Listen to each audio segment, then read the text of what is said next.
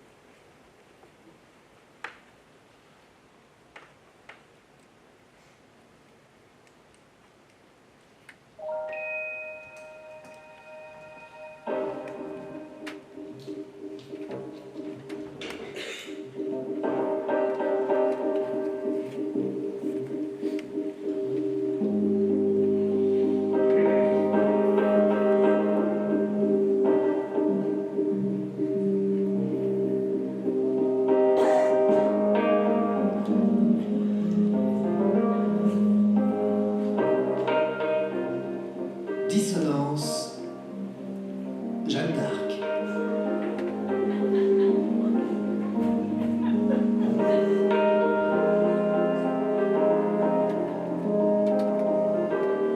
Une émission réalisée par Frédéric de Golfiem et Mathieu Cachard.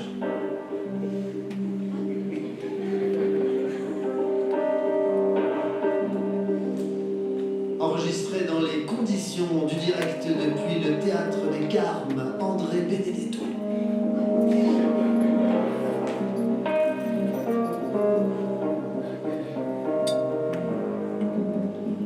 Il n'y a pas d'histoire plus connue, et il n'y en a pas non plus de plus mystérieuse, écrivait l'historien Philippe Erlanger en parlant de Jeanne d'Arc. Alors, comment une jeune fille de 17 ans a-t-elle pu devenir en 2 ans un des personnages les plus célèbres de l'histoire de France? Comment une paysanne sans aucune expérience militaire ou politique a-t-elle pu rencontrer le roi de France, Charles VII, et le convaincre de lui confier une armée? Pourquoi, après l'avoir couverte d'honneur, Charles VII l'a-t-il abandonnée quand elle a été livrée aux Anglais et brûlée vive à Rouen en 1431?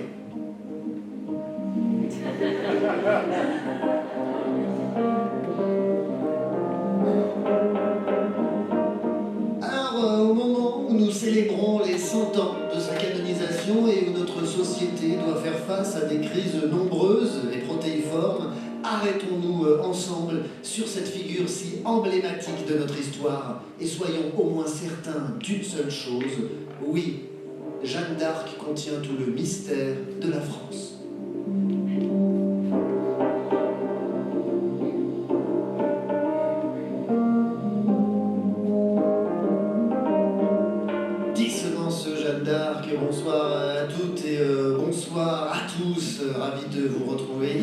depuis le Théâtre des Carmes, André Benedetto en Avignon. Un grand merci à vous toutes et vous tous qui nous écoutez.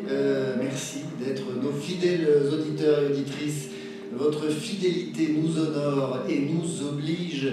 Un grand coucou également et un salut amical aux spectatrices et spectateurs qui sont venus nombreuses et nombreux ce soir assister à l'enregistrement de cette émission dans les conditions du direct, et également un merci tout particulier à nos partenaires, le Tissu des Ursules à Villeneuve-Loubet, la Spédidam qui finance en partie le générique de cette émission, générique bientôt iconique. Et bien entendu, notre sponsor historique, le Café Malongo. Je vous rappelle que le cœur des hommes bat dans Malongo. Alors que notre générique s'achève, tout doucement, tranquillement, rentrons maintenant ensemble et avec vous dans le vif du sujet, le sujet à vif avec mes invités ES et mes invités EES qui nous font l'amitié de leur présence autour de cette table des dissonances. Bonsoir Sopho. Bonsoir. Bonsoir, vous êtes ma première invitée, tout de suite à ma gauche, je le dis pour les auditrices et les auditeurs, et vous publiez, ma chère Sopho, moi, Jeanne d'Arc, appelée La Pucelle, misérable, pécheresse, sorcière, devineresse. Vous êtes illustratrice et vous co-signez cette BD avec Valérie Mangin et Jeanne Puchol, c'est aux éditions des Ronds dans l'eau. Une Jeanne étonnante, pour ne pas dire détonnante. Iconoclaste. Iconoclaste, oui. Effectivement. On la voit, cette Jeanne, se promenant torse nu dans les bois. Une Jeanne érotique. Érotique, oui. Bisexuelle. Bisexuelle, oui. Sorcière. Sorcière, également. Elle multiplie les rencontres, c'est ésotérique, c'est farfelu, c'est foutraque. En tout cas, une Jeanne détonnante. Voilà, une BD à ne pas mettre entre toutes les mains. Il paraît. En tout cas, un grand merci à vous, ma chère Sopho. On mettra toutes les infos sur notre site, bien entendu. Vous êtes, ma chère Sopho, mon invité coup de cœur. J'ai eu beaucoup de plaisir à m'entretenir avec vous par téléphone pour préparer cette émission. Je vous avais trouvé une voix de miel et de sucre quand j'ai eu le plaisir de vous avoir, et je dois dire qu'en vous voyant, que votre physique et par rapport à votre voix, le physique qui est en adéquat. En tout cas, je vous souhaite la bienvenue dans cette table des dissonances, ma chère Sopho. À votre gauche, Marion Maréchal Le Guen. Bonsoir, madame.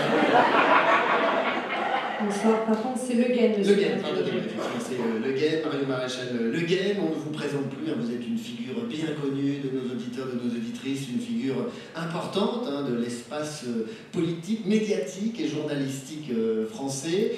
Marion Maréchal, vous avez longtemps collaboré à l'hebdomadaire Valeurs Actuelles, qui est devenu Valeurs. Oui, tout à fait. Et vous avez décidé de voler de vos propres ailes, en publiant un nouvel hebdomadaire. Ça s'appelle La Voix. Ça sort demain samedi. Exactement. Ce sera l'hebdo du samedi, comme on dit dans notre jargon. Et vous titrez sur Jeanne d'Arc, elle est à nous, elle est à la France, tout un programme, Marion. Exactement. Et en tant que consoeur et confrère, eh bien, je vous offre un petit cadeau, monsieur Gainsbourger. À l'heure où on déboulonne les statues, je fais un petit peu de résistance et je vous offre une petite Jeanne pour l'honneur de cette émission. Merci. Voilà, si vous pouviez faire le transparaître pour vous passer. On la mettra en photo sur notre site. Elle n'est pas si petite, c'est pas non plus un porte-clés. En tout cas, merci pour la marque. Je la remise là et puis merci beaucoup en tout cas, Madame Maréchal. À votre gauche, Père Gérard de Martigues. Bonsoir, mon père. Bonsoir. Alors, mon père, on dit souvent que l'habit ne fait pas le moine, mais en l'occurrence, pour vous, c'est faux, puisque vous êtes un homme d'église. Vous avez une vie étonnante, mon père. Vous êtes l'évêque de l'ordre de Saint-Jean, mais vous avez eu une première vie. Pendant plus de 20 ans, vous avez été membre de la très prestigieuse DGSE.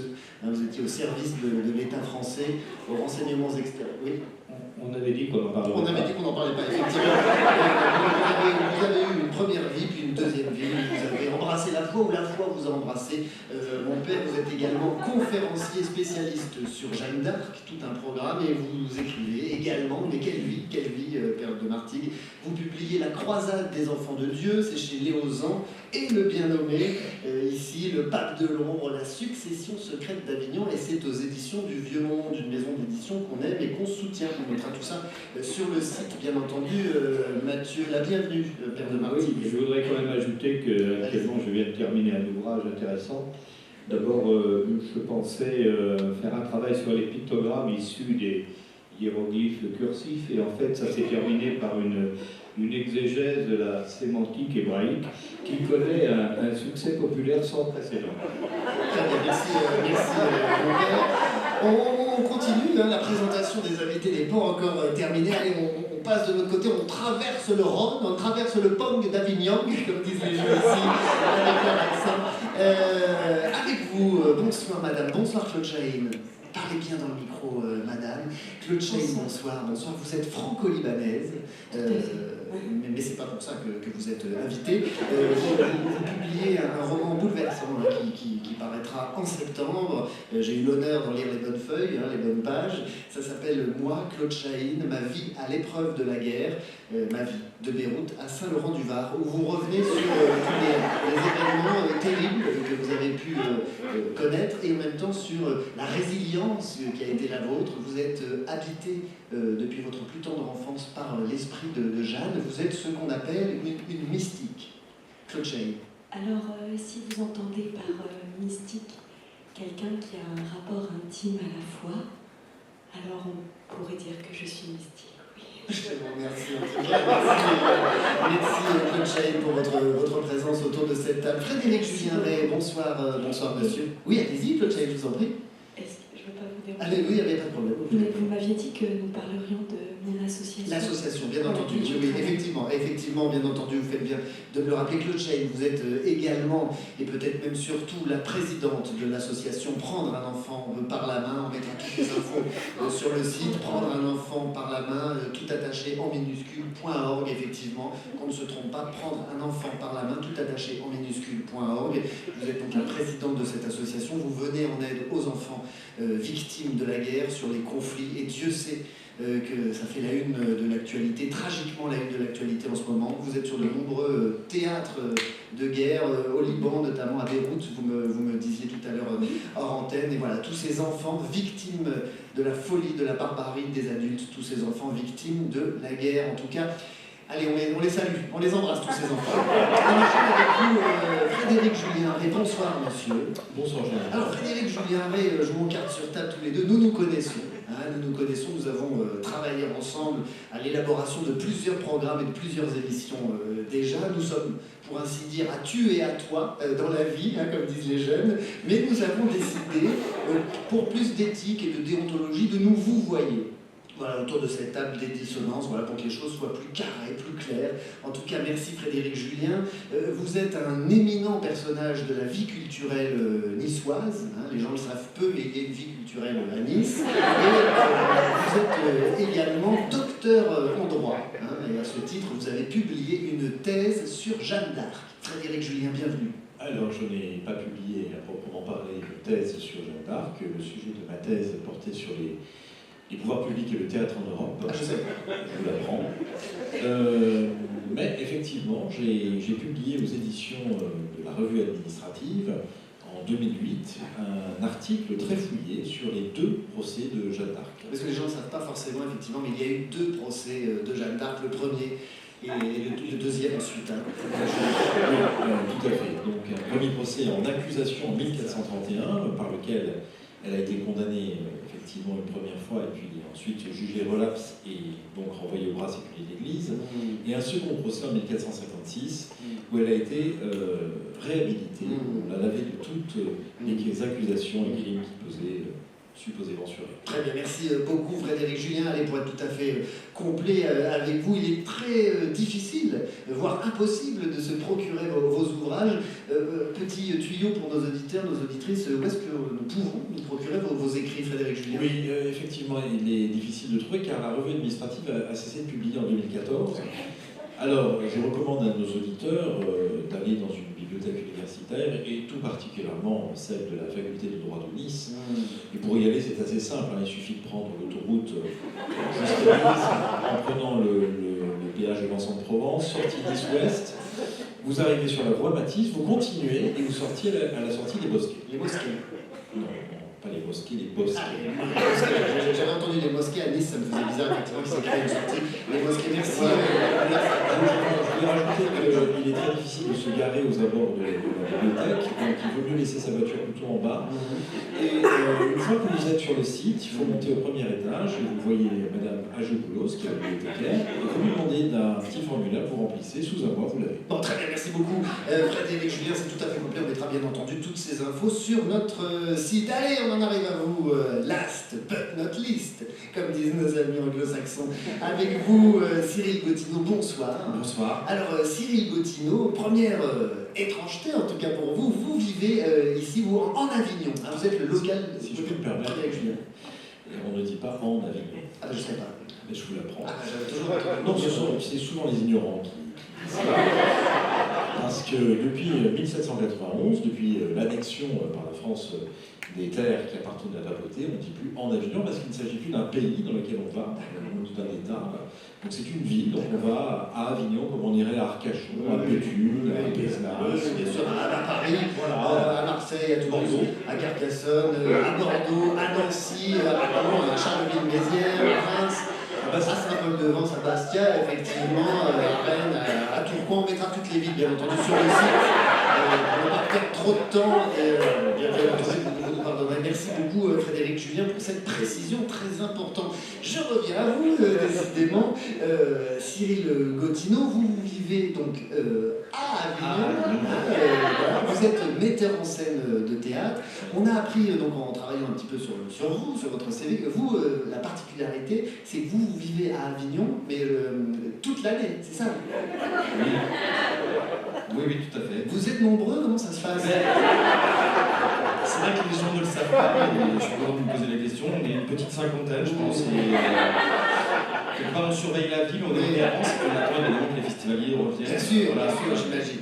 Bon, allez, vous taquinez, mon cher Cyril, plus sérieusement. Vous êtes donc un metteur en scène de théâtre.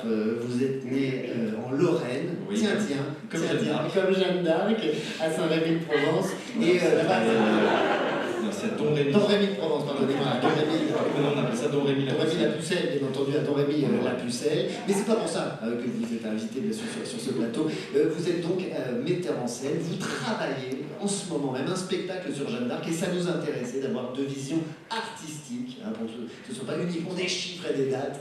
Cyril Gottineau, Sopho, Cyril Gottineau, c'est ça aussi, le service public. Cyril Gottineau, est-ce que vous pouvez nous dire deux mots sur votre programme?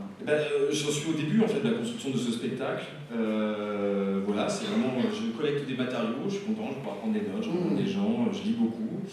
Et voilà, c'est tout. Jusqu'à présent, j'avais toujours travaillé en fait sur des figures mythologiques de la littérature classique. J'ai monté Electre, Oreste, Agamemnon, voilà. Et là, ça m'intéressait dans mon parcours d'aller voir une figure certes mythique, mais qui est vraiment existée, puisque cette Jeanne, c'est pas un personnage, c'est avant tout une personne. Donc, comment écrire sur elle, comment, dans une fiction, dans une non-fiction, j'en sais rien, et puis surtout, comment ne pas la trahir. Bien sûr. Voilà. Tout un programme. J'espère. Soyez bienvenus en tout cas, Cyril Gottineau. Dissonance Jeanne d'Arc, c'est parti. Le vif du sujet, le sujet à vif. Rentrons directement dans nos matières avec vous, ma chère Sopho. Je le rappelle, vous publiez aux éditions des Ronds dans l'eau, moi Jeanne d'Arc, appelée la pucelle misérable, pécheresse, sorcière, devineresse. Ma première question sera pour vous, très simplement. Comment une toute jeune fille comme vous se lève un beau matin et se dit tiens, j'ai envie de faire une BD sur Jeanne d'Arc, Sopho? Tout simplement, c'est Valérie Mangin, l'autrice de la bande dessinée avec laquelle j'avais déjà travaillé et qui a eu cette commande de la part de la maison d'édition Les Ronds dans l'eau, Eau comme origine, et qui m'a demandé de la rejoindre sur le projet. Et voilà, tout de suite, ça m'a...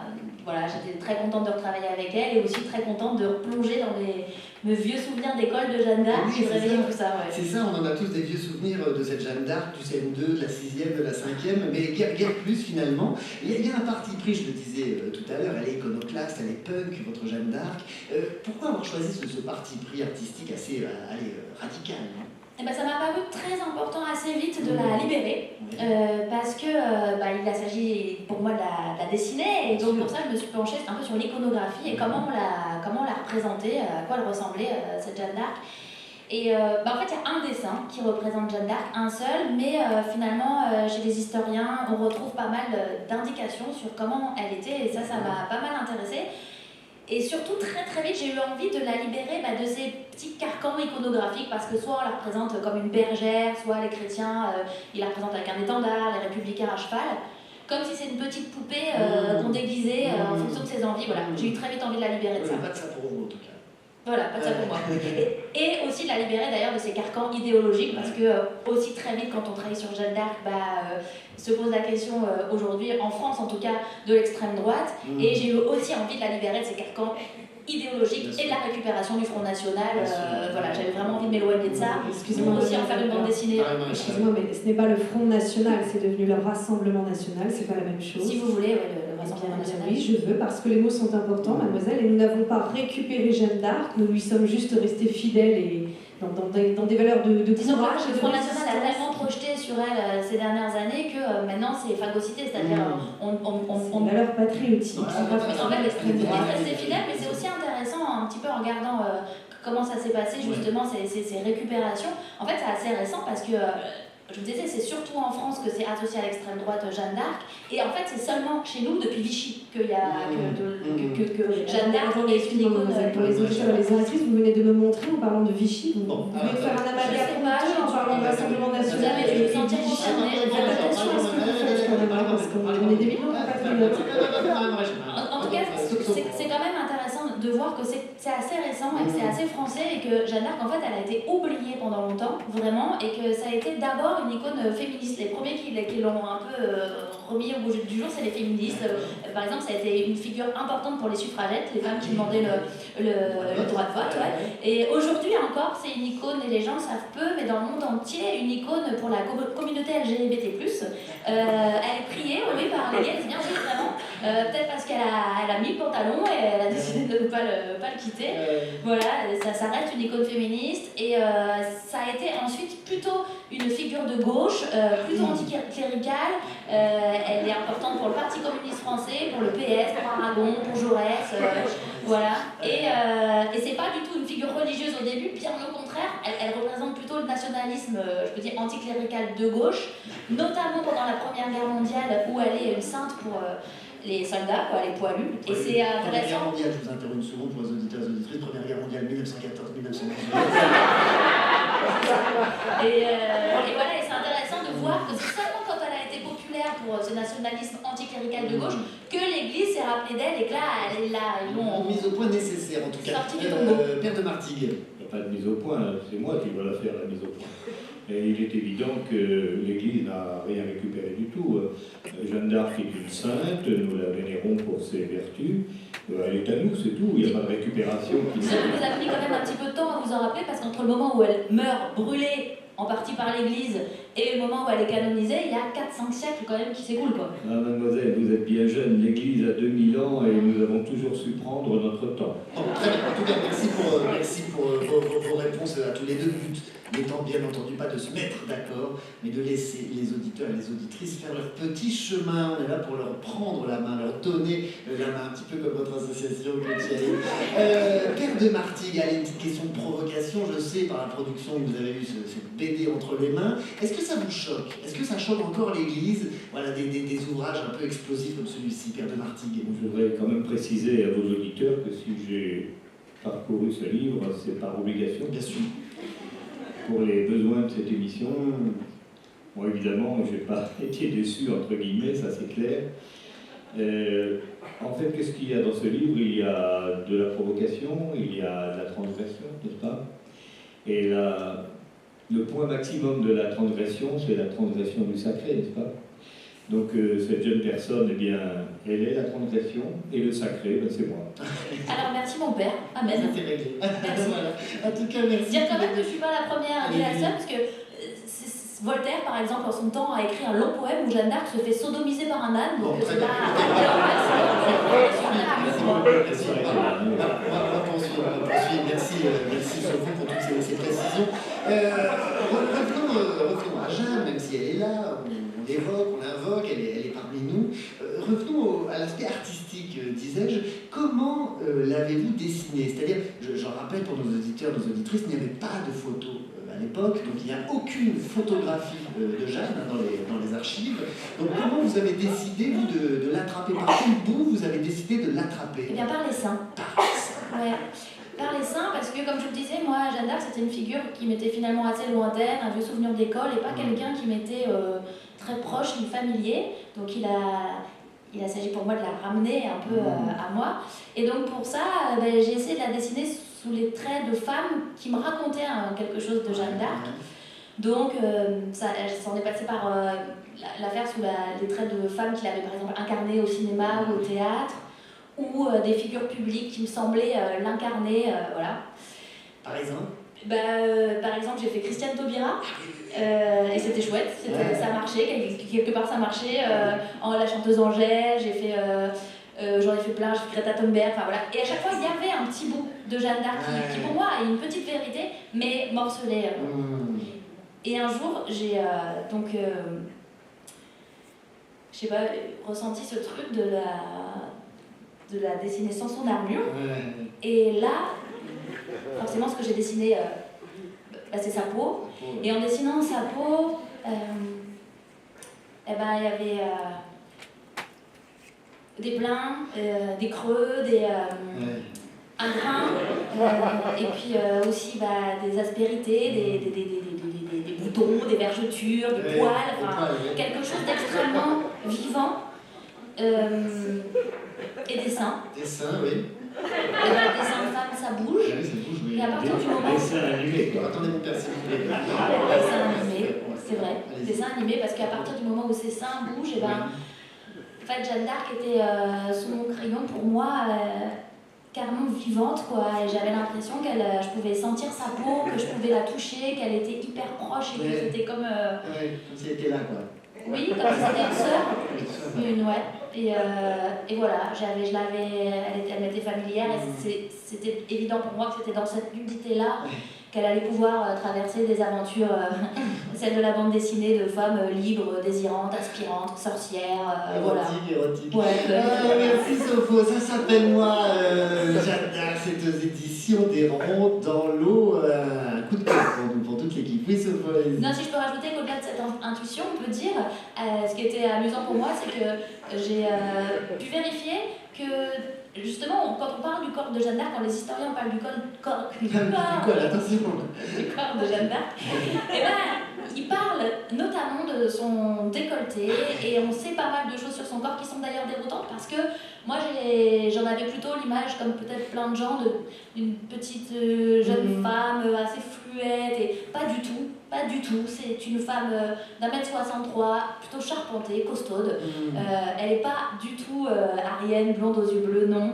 Il est attesté qu'elle a les yeux noirs, qu'elle a les cheveux bruns, qu'elle a la peau hâlée. Et aussi, on sait plein de choses, vraiment beaucoup de détails, et notamment un qui me touche particulièrement, c'est qu'on dit qu'elle avait une petite tache derrière l'oreille, ce qui peut paraître absolument anodin, mais qui n'est pas, parce que c'est comme ça, c'était un prétexte parmi d'autres pour accuser les femmes d'être possédées par le diable et donc brûlées comme sorcières. Non, ça c'est pas du tout attesté. Vous savez que je suis religieux exorciste et un collègue sorcier. Je connais pas très bien ces problèmes.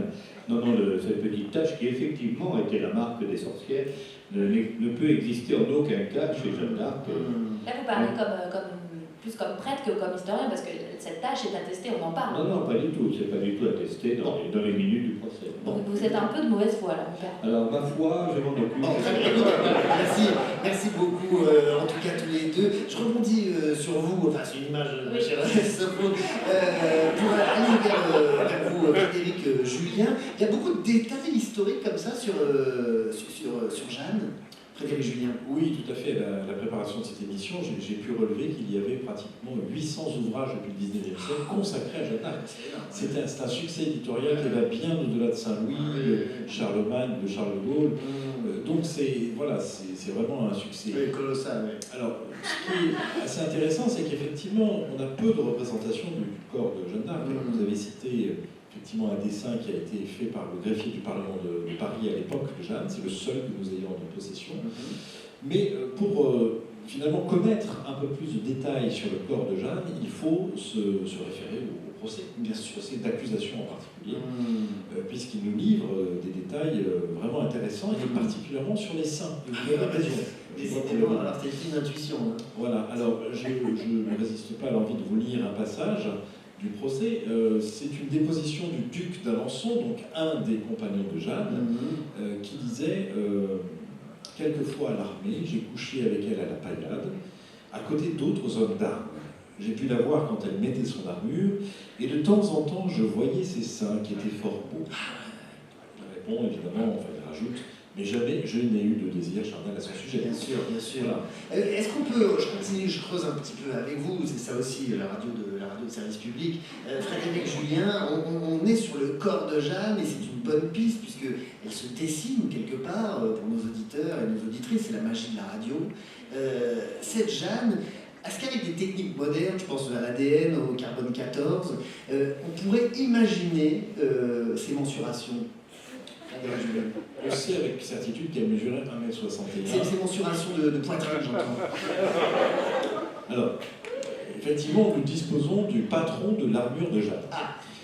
Donc, si on devait en déduire, c'est très difficile de le faire scientifiquement, mais je dirais un bon 90. Un bon 90, c'est on mettra tout ça sur le site aussi. C'est important pour les jeunes qui nous écoutent de se figurer aussi à quel personnage historique. On laisse les seins libres aujourd'hui. On laisse les seins libres aujourd'hui, bien entendu, mais je crois que derrière cette poitrine, il y a surtout un cœur immense. Un cœur, bien sûr, bien sûr. Un esprit, une voix, un lèvre, un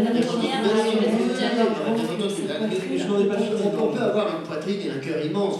Tout ça peut être entrelié.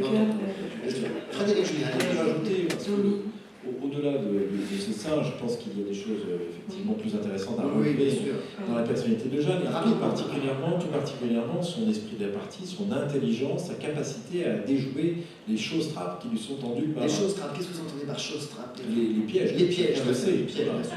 Les pièges.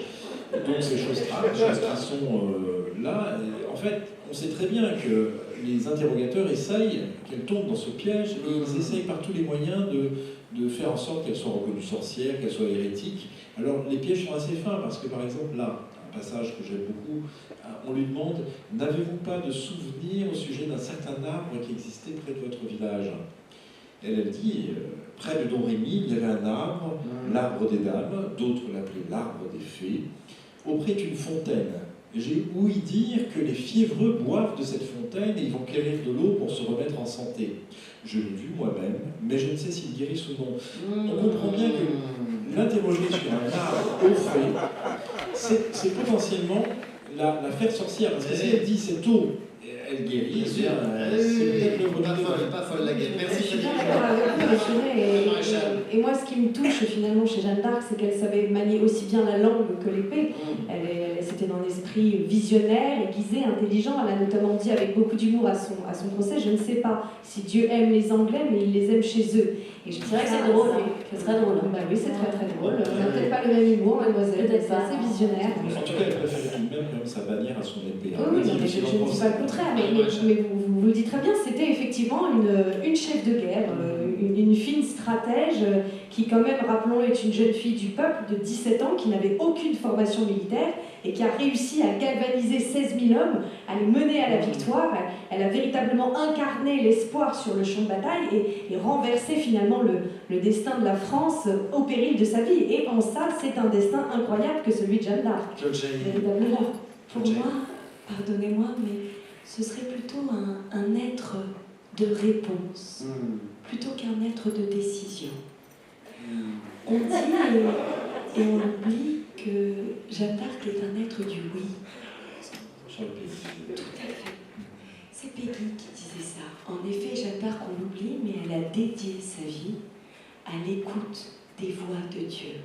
Et moi, ça, je ne sais pas comment vous dire, ça m'émeut. Je sens ému, oui. Mais non, mais je ne sais pas, c'est-à-dire qu'elle n'a absolument rien fait pour elle. Elle a dédié sa vie à cette écoute, comment dirais-je, amoureuse, pure. Et puis, pour moi, Jeanne d'Arc, c'est quelqu'un qui avait une grande intuition. Alors divine, certes, mais elle avait, comme nous tous, ses petites voix intérieures, son petit milou blanc, son petit milou rouge. Et effectivement, elle n'a fait qu'accorder sa vie à cet amour inconditionnel. Elle ne s'est jamais laissée tenter par le diable. Et ça, c'est très beau. Elle a mis sa foi en action pour les autres. Elle ne priait pas seule dans un couvent avec d'autres sœurs. Et ça, c'est absolument magnifique. Elle avait une charité incroyable. Ce sont des vertus exemplaires. Elle accueillait Armagnac, Bourguignon, donnait sa paillasse. Et oui, c'est un amour pur, je dirais. Merci. Je maintiens quand même qu'elle n'ouvrait pas sa porte, elle n'était pas qu'amour, ne serait-ce que pour les Anglais, elle n'était pas amour pour les Anglais, ni pour les Bourguignons. Elle a notamment dit à son procès, je ne connaissais qu'un Bourguignon et juste préféré qu'il soit pendu. Donc, et elle aimait tirer au canon sur les champs de bataille. Je crois que quand même pas qu'amour. Je crois qu'on peut être croyant et aimer s'amuser. Bon, très bien. Père de Martine, sur cette histoire de voix, je voudrais vous entendre. D'abord, excusez-moi, je suis touché par le témoignage de Mme Chaïk, je n'ai pas bien compris son histoire de minou blanc. C'est Milou, c'est dans Tintin. C'est Milou. Je suis désolé, ce ne sont pas mes lectures. En ce qui concerne les voix, par contre, il est bon de s'y attarder parce qu'en ma qualité d'exorciste, je suis souvent confronté à ce problème. Mon père, je vous interromps une seconde, effectivement, je ne l'ai pas dit, vous avez un curriculum vitae tellement long et impressionnant. Vous êtes également prêtre exorciste, vous recevez, vous me disiez tout à l'heure en préparant, des centaines de personnes dans l'année qui viennent pour se faire déposséder, c'est ça? Absolument, oui, bien sûr, c'est un phénomène qui n'a pas disparu loin de là. Donc évidemment, les voix, eh bien, il y a deux sortes de voix. Il y a celles qui sont inspirées par le démon, des voix démoniaques, d'origine démoniaque, et puis il y a les voix célestes qui inspirent évidemment les gens qui sont dans la sainteté, dans la vertu, Elle était possédée, Jeanne. Il est évident qu'elle ne l'était pas. Pour moi, c'est une sainte et une personne de très haute vertu, elle n'était absolument pas possédée. Mais en ce qui concerne les possessions démoniaques, c'est encore d'actualité aujourd'hui. Vous savez, la plus grande ruse du diable est d'être parvenu à nous faire croire qu'il n'existait pas. C'est très joli, merci mon père. Allez, on termine ce premier tour de table pour avoir un premier dessin. Allez, je vous pique un petit élément de votre langage, ma chère Sopho. Un premier dessin de Jeanne. Qu'est-ce qui vous a touché, vous, Sopho, sur cette Jeanne d'Arc, finalement, que vous avez redécouvert en travaillant dessus? Son insolence. Ouais, son irrévérence. C'est une femme qu'on a piégée, qu'on a essayé de violer, et elle s'est battue, elle a résisté. On dit qu'elle était plus intelligente que ses juges, et voilà, elle ne s'est pas laissée faire. Oh là là, j'ai pas l'impression que vous allez vous laisser faire non plus. Cyril Gauthineau, décidément, last but not least, peut-être. Vous êtes le dernier de la classe. Allez, Cyril Gauthineau, je rappelle à nos auditeurs, à nos auditrices, vous travaillez sur Jeanne d'Arc, vous êtes metteur en scène. Qu'est-ce qui vous a touché, vous, en découvrant cette jeune femme? Là, c'est plutôt là, en écoutant tout le monde, je crois que ce qui me touche chez Jeanne d'Arc, c'est qu'elle soit morte. Et que les morts, c'est assez pratique finalement parce que on peut leur prêter, on peut leur faire dire tout et n'importe quoi, des choses belles, des choses beaucoup moins belles. Je pense à cette Jeanne d'Arc qui a été, mine de rien, oubliée pendant plusieurs siècles, et puis après, pour des raisons éminemment politiques, on l'a exhumée, on l'a fait renaître de ses cendres tel le phénix pour pouvoir après lui prêter des messages, lui prêter des intentions, notamment belliqueuses, pour notamment, en 1914, envoyer la jeunesse française à la boucherie à Verdun et ailleurs. Donc, c'est vrai que quand j'imagine que cette personne, on lui prête des intentions et des mots, j'ai de la peine parce que peut-être qu'en fait elle avait rien à dire, Jeanne d'Arc. Et ça me fait de la peine quand justement on lui prête des propos xénophobes, racistes ou ce genre de choses. Voilà. Dissonance Jeanne d'Arc, toujours depuis le théâtre des Carmes, André Benedetto, et allez, je reste avec vous, Cyril Gottineau. En tout cas, vous avez votre annonce, hein, si vous voulez passer une petite annonce à Pôle emploi pour chercher une Jeanne d'Arc pour votre casting. Metteur en scène avignonné cherche jeune femme, 16-20 ans, les yeux noirs, le teint hâlé, les cheveux noirs, avec de l'irrévérence, 90C pour les mensurations, c'est aussi important. Allez, je vous la donne cette annonce. Cyril, ouais, ça se passe pas exactement comme ça. Ah oui, non, mais déjà, quand vous parlez de casting, vous parlez de cinéma. Casting, oui, Au théâtre, on va plutôt parler de distribution. Au théâtre. Et puis, toutes ces considérations physiques, finalement, j'ai envie de dire, ne m'intéressent pas. Enfin, en tout cas, je laisse ça aux documentaristes, aux historiens, ou voire au cinéma, mais je ne crois pas que le théâtre soit le lieu de la représentation fidèle. Le théâtre n'est pas un musée. Enfin, je pense qu'il a d'autres vocations. Donc voilà, enfin, moi ce qui m'intéresse dans Jeanne d'Arc, c'est pas tant son corps que son âme. En quoi chacun et chacune d'entre nous, on peut se connecter à elle. Et puis vous savez, sur cette question de distribution, parce que là je suis vraiment dans les prémices du projet, mais c'est bizarre de parler de ça, mais c'est toujours un deuil de faire une distribution, parce que quand je laissais un acteur plutôt qu'un autre acteur pour tel rôle, finalement, il y a quelque chose qui s'arrête, c'est-à-dire que en fait, vous avez un seul acteur et tout ce que les autres acteurs pouvaient vous apporter, tout ça disparaît. Et du coup, c'est toujours un peu triste en fait, parce que du coup, un acteur, quelque part, est limité dans sa singularité, dans sa personnalité. Donc là, j'ai décidé de suivre un peu mon intuition, la petite voix là, dont on parlait tout à l'heure, et d'assumer en fait ce que j'appelle pluridistribution. C'est-à-dire qu'il va y avoir plusieurs interprètes. Donc il y aura plusieurs Jeanne au plateau. Exactement, il va y avoir plusieurs Jeanne, 5, 6, je ne sais pas encore, ça dépend un peu du travail d'écriture. Ça m'intéresse en fait de montrer plusieurs facettes de cette figure. J'aimerais bien qu'il y ait une petite fille, par exemple, ça c'est un peu compliqué, mais une petite fille, j'aimerais bien qu'il y ait une vieille dame, que Jeanne d'Arc soit aussi interprétée par une femme d'un certain âge. Il y aura avec certitude un homme au plateau. J'ai rencontré un jeune homme il n'y a pas très longtemps et je trouve que je sais pas, il dégage quelque chose qui m'intéresse. Faire représenter Jeanne d'Arc par un homme aujourd'hui, c'est quand même très, très audacieux quand même. Oui, je suis d'accord. Et je pense que c'est plutôt une très mauvaise idée. Pardon, c'est une très mauvaise idée. L'histoire de Jeanne d'Arc, c'est une histoire de femme, ça peut absolument pas être une histoire d'homme. Oui, c'est-à-dire vous mettez Jeanne d'Arc dans la peau d'un homme, tout ce qui lui est arrivé, ça ne peut pas arriver à un homme. Être condamné parce qu'elle a remis le pantalon, être accusée de sorcellerie, quitter sa famille contre la volonté de ses parents, ça ne peut pas être une histoire d'homme. C'est une histoire de femme, c'est important de s'en rappeler. Après, moi c'est l'être humain qui m'intéresse. Et une femme est un être humain. C'est exactement possible. C'est un être humain. C'est que c'est une circonstance. Non, c'est pas une circonstance, monsieur. Pardon, mais c'est absolument pas une circonstance. Non, c'est bien plus que ça, être une femme. Être un homme, c'est peut-être une circonstance. Être une femme, c'est beaucoup plus que ça. C'est pas une circonstance. Et l'histoire de Jeanne d'Arc est une histoire de femme. La peau qui brûle sur le bûcher, vous disiez que ce qui vous importait, c'est qu'elle soit morte. La peau qui brûle, c'est une peau de femme. D'accord. Voilà. Moi, je pense que le corps, encore une fois, m'intéresse pas. Cette enveloppe-là, charnelle. Et c'est dommage parce que c'est ça qui fait l'histoire et c'est à ça qu'on s'attaque. C'est à ça que. Si on s'intéresse à l'âme de la personne, c'est à ça qu'il fait dont est une victime aussi Jeanne d'Arc s'attaque. C'est au corps aussi des femmes. Donc c'est important de ne pas l'oublier. C'est important que cette histoire, Jeanne d'Arc, elle est toujours racontée, parlée par des hommes. Il me semble qu'aujourd'hui, c'est très important de ne pas oublier que c'est une femme et que c'est une histoire de femme très représentative. Et le fait que je sois un homme, du coup, pose problème? Oui, je pense que, effectivement, aujourd'hui, on a besoin de reconquérir cet espace-là. Oui, Jeanne d'Arc est une femme et c'est bien qu'elle soit racontée par des femmes. Ça fait un petit peu penser aux comédiens, par exemple, transgenres, qui aux États-Unis. Oui, c'est vrai que c'est très violent. C'est toujours le même discours. Dès qu'on vous dit quelque chose dans ce domaine-là, vous le vivez comme une agression. En fait, je peux juste vous dire tranquillement que non, je pense que là, c'est pas votre place de mettre un homme sur scène et que oui, c'est le temps de récupérer cette histoire. J'allais vous dire que ça me fait penser aux comédiens transgenres qui, aux États-Unis, demandent à ce qu'enfin il soit représenté. Là, c'est un peu la même chose. L'histoire des sorcières et l'histoire de Jeanne d'Arc, c'est une histoire de femme, c'est pas une fable, c'est pas une abstraction, c'est pas un Walt Disney, c'est quelque chose qu'on a vraiment vécu et donc il serait peut-être aussi important de pas toujours mettre ça sous le tapis et au contraire d'en parler parce que c'est important, parce qu'il y a des centaines de milliers de femmes qui sont mortes, rasées, noyées, brûlées parce que sorcières, parce qu'accusées de sorcellerie. C'est quoi une sorcière? En fait, c'est juste une femme qu'on décide de tuer. Voilà. Et Jeanne d'Arc est exemplaire à ce titre-là. C'est qui ces femmes? C'était des femmes qui avaient un savoir, qui savaient faire quelque chose. C'était des femmes, par exemple, qui étaient guérisseuses, qui savaient utiliser les plantes pour guérir les autres. Et à un moment donné, il y a des hommes qui sont venus et qui ont confisqué ce pouvoir. Voilà, c'est devenu qui? C'est devenu des pharmaciens, qu'on connaît bien aujourd'hui. Voilà.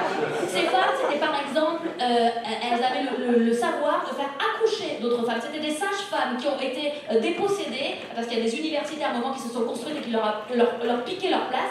Et c'est les gynécologues aujourd'hui qui accouchent les femmes prioritairement. Ces femmes, c'était des sorcières, et aujourd'hui, c'est quoi? C'est des prêtres exorcistes, enfin voilà, qui parlent de diable encore. Et c'est quand même très intéressant de voir que tous ces bons hommes-là, ils gardent une petite trace de leurs méfaits, parce que ces pharmaciens, ces gynécologues, ces prêtres, qu'est-ce qu'ils portent?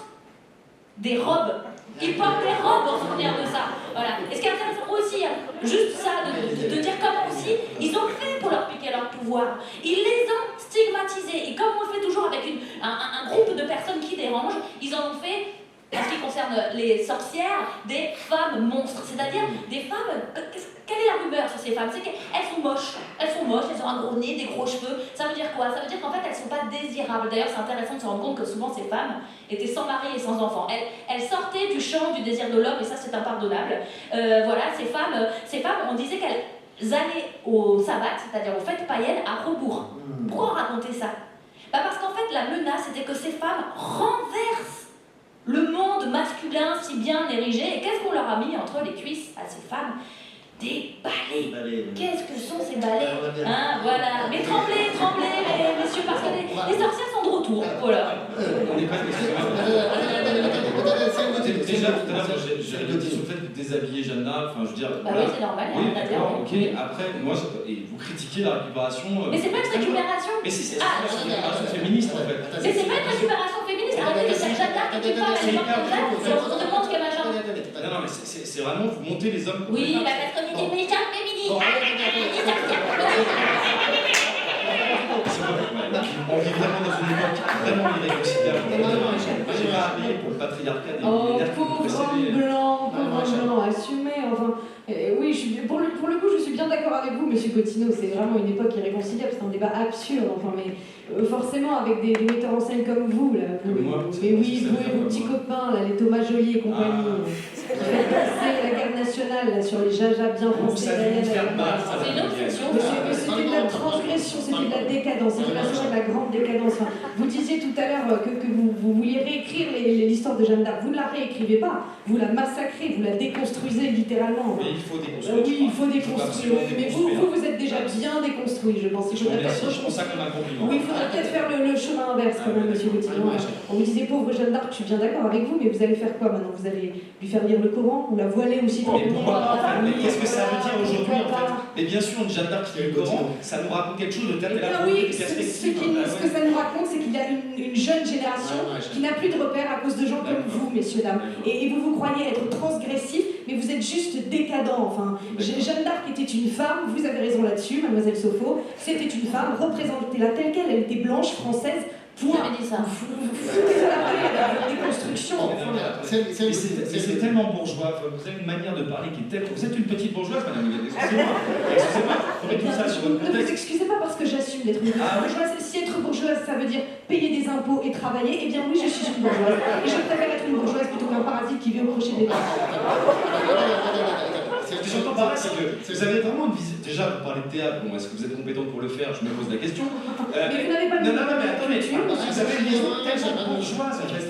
Le problème du théâtre bourgeois, c'est que c'est un théâtre où ce sont les spectateurs qui vont décider des codes de la représentation et les artistes doivent se soumettre à ce désir du bourgeois. C'est-à-dire que si on ose, en tant que metteur en scène, de proposer une Jeanne d'Arc qui ne correspond pas à ce qu'il attend au préalable de la présentation, alors il crie au scandale, il sort de la salle, il est mécontent. Je ne crois pas que le théâtre, encore une fois, soit un endroit du confort. C'est un endroit de l'inconfort où on ouvre les esprits à d'autres possibilités. On est bien dans l'inconfort avec vos pièces, monsieur Cotillon. Parce que encore heureux qu'on demande son avis au spectateur, parce que qui est-ce qui paye?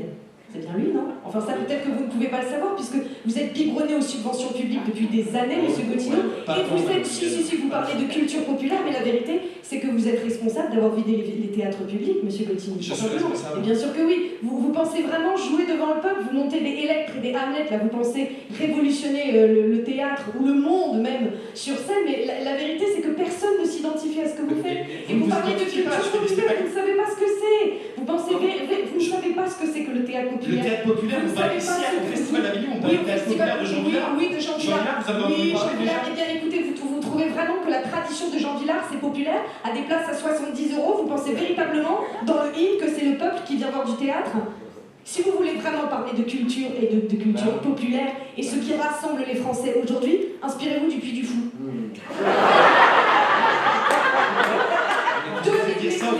Mais oui, parce que encore une fois, vous n'avez pas le droit de la culture.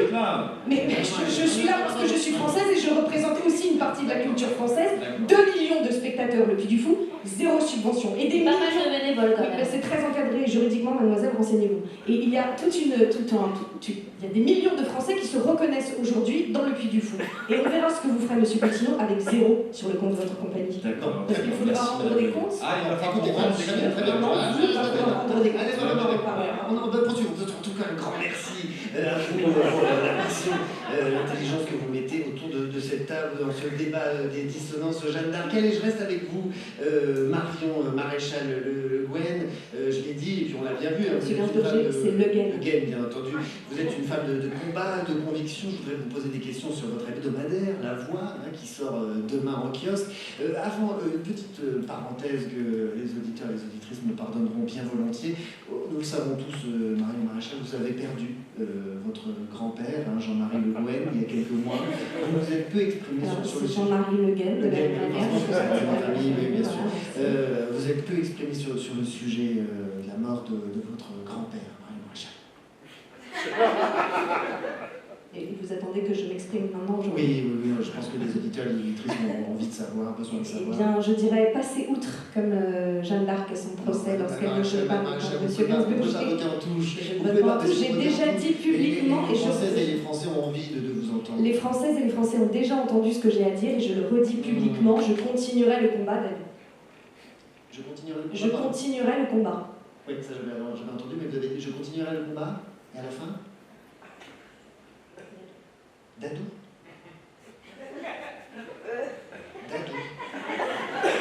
Est-ce qu'on peut enchaîner, monsieur Gainsbourg? Vous m'appuyez Dadou. Oh, mais c'est tellement mignon. Dadou a torturé des gens d'Algérie. Alors, je ne vous permets pas, monsieur Gainsbourg, de salir la mémoire. Mais il l'a salué lui-même, ça répond. Vous savez quoi? La mort de Jean-Marie Le Guen lui rend hommage. Mais ça nous rend tous hommage. C'était 60 ans de vie politique. De trop. Arrêtez, monsieur Gauthier. Les archives ressortent aujourd'hui et on voit qu'il a été cantonné et réduit à 2 maladreuses phrases que vous connaissez. Oh, mais c'est un détail de l'histoire, ça, madame Le Guen. Allez-y, les amalgames. C'est pas politique, pas politique. Pas de politique, excusez-moi, monsieur Gainsbourg, on parle de Jeanne d'Arc, tout est politique. Revenons. Merci encore. Alors, revenons à vous, ma chère Marion Maréchal. Vous avez été longtemps la rédactrice en chef de l'hebdomadaire Valeurs Actuelles, qui est devenue Valeurs, qui a été connue quand même beaucoup grâce à ces unes un peu choc. Et c'était vous, la rédactrice en chef, qui avait pour mission de les rédiger, ces unes. Ce qui est sûr, c'est qu'on les aime, on les aime pas. En tout cas, vous avez le sens de la formule. Et j'en ai récolté quelques-unes des unes. Voilà, je les ai récoltées, j'en ai fait un pot pourri. Bien pourri. Arrêtez, monsieur. Donc, les unes de Valeurs Actuelles, Marion Maréchal. La nouvelle terreur féministe. Qui veut la peau de la bagnole? Au défi de l'entrisme islamiste. Le délire transgenre. La peur de changer de camp, la tyrannie des bien-pensants, le vrai pouvoir des francs-maçons, l'impôt une maladie française, les racistes anti-blancs, la dictature woke, héroïque comme un flic en France, héroïque comme un flic en France. Ah bah oui, quand vous êtes poète, madame Le Guen, non mais attendez, laissez-moi un petit instant d'inspiration, attendez. Incompris comme un nazi. Qu'est-ce que vous pensez, nazi? Un petit peu de tendresse pour les SS. Oh, Maréchal Pétain, ce coquin. Vous aimez les ânes, votez Jordan. C'est moi, madame Le Guen. Ça s'appelle l'intermittent du spectacle.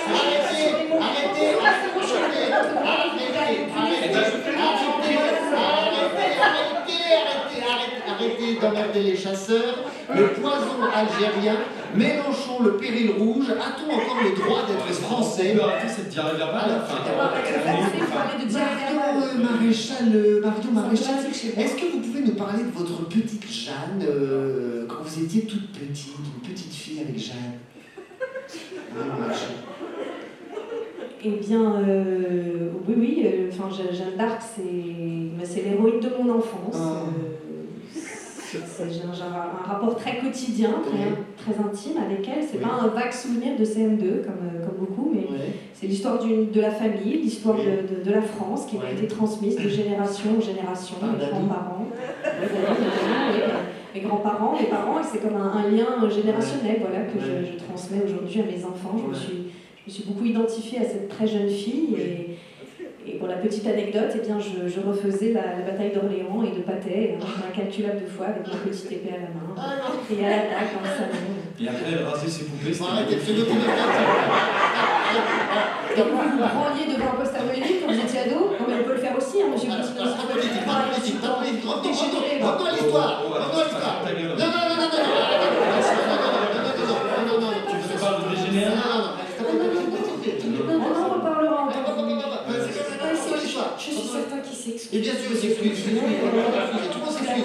Reprends à l'histoire. Merci en tout cas pour l'implication que vous mettez autour de cette table. Frédéric, merci. Frédéric Julien, mais revenons à l'histoire avec vous. On parle de la France depuis tout à l'heure, hein, mais au fait, à quoi elle ressemblait la France à l'époque de Jeanne d'Arc? Frédéric Julien. Alors, la France de cette époque-là est en crise, elle est en guerre. C'est la guerre de 100 ans qui a démarré en 1328. Fini en 1428 Non, en 1453. Selon les historiens, elle a un peu plus. Et donc, tout ça sur le site. Voilà, c'est un moment un peu critique, on va dire, dans l'histoire de France, car la France est morcelée. Il y a les Anglais qui sont au nord de la France et dans la Guyenne. Il y a les Bourguignons qui ont été, entre guillemets, un peu trahis par le roi de France, parce que l'un des leurs a été assassiné, et donc ils ont fait quelque part une sorte de sécession. Et donc nous sommes dans une situation de guerre civile, et dans cette guerre civile, la reine Isabeau de Bavière a cherché, par le traité de Troyes, à apaiser un petit peu les conflits et organiser la dévolution de la couronne de France au profit du roi d'Angleterre. Le roi d'Angleterre à l'époque c'était Henri V. Est-ce que vous pouvez arrêter s'il vous plaît? Merci.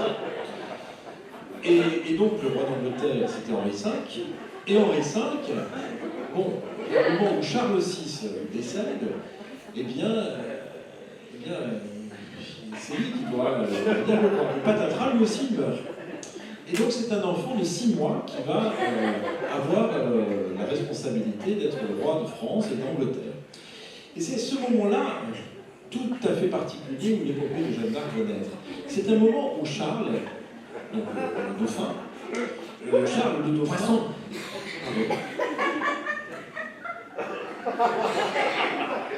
Je ne pensais pas l'avoir dit, j'ai pensé. J'ai bien l'association d'idées que vous avez dit.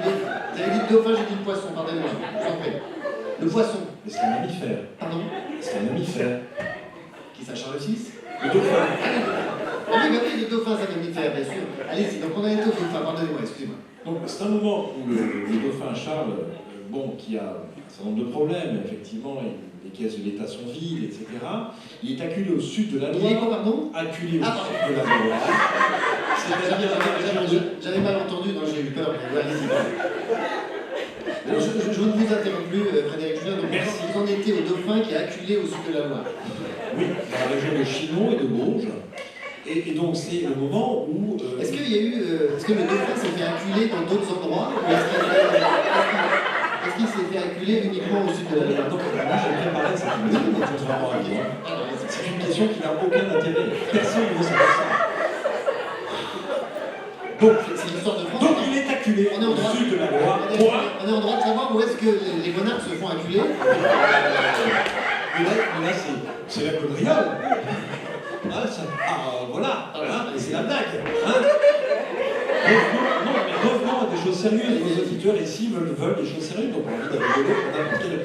Allez-y, tu aussi. Allez-y, Frédéric. Donc Jeanne, à ce moment-là, va émerger. C'est un miracle, finalement, qui va permettre... Bon, très bien. Merci, Frédéric Julien.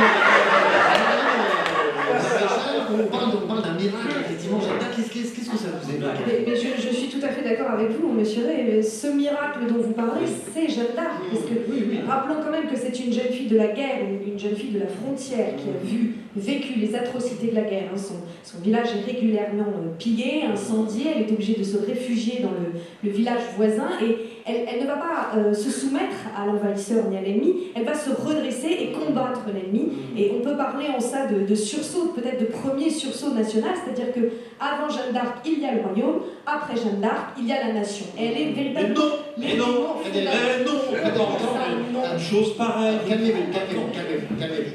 Allez-y, prenez Julien. Mais bon, la nation, il faut quand même un petit peu rectifier les torts. Je suis désolé, relisez l'histoire, madame. Mais vous lisez l'histoire, monsieur Ray.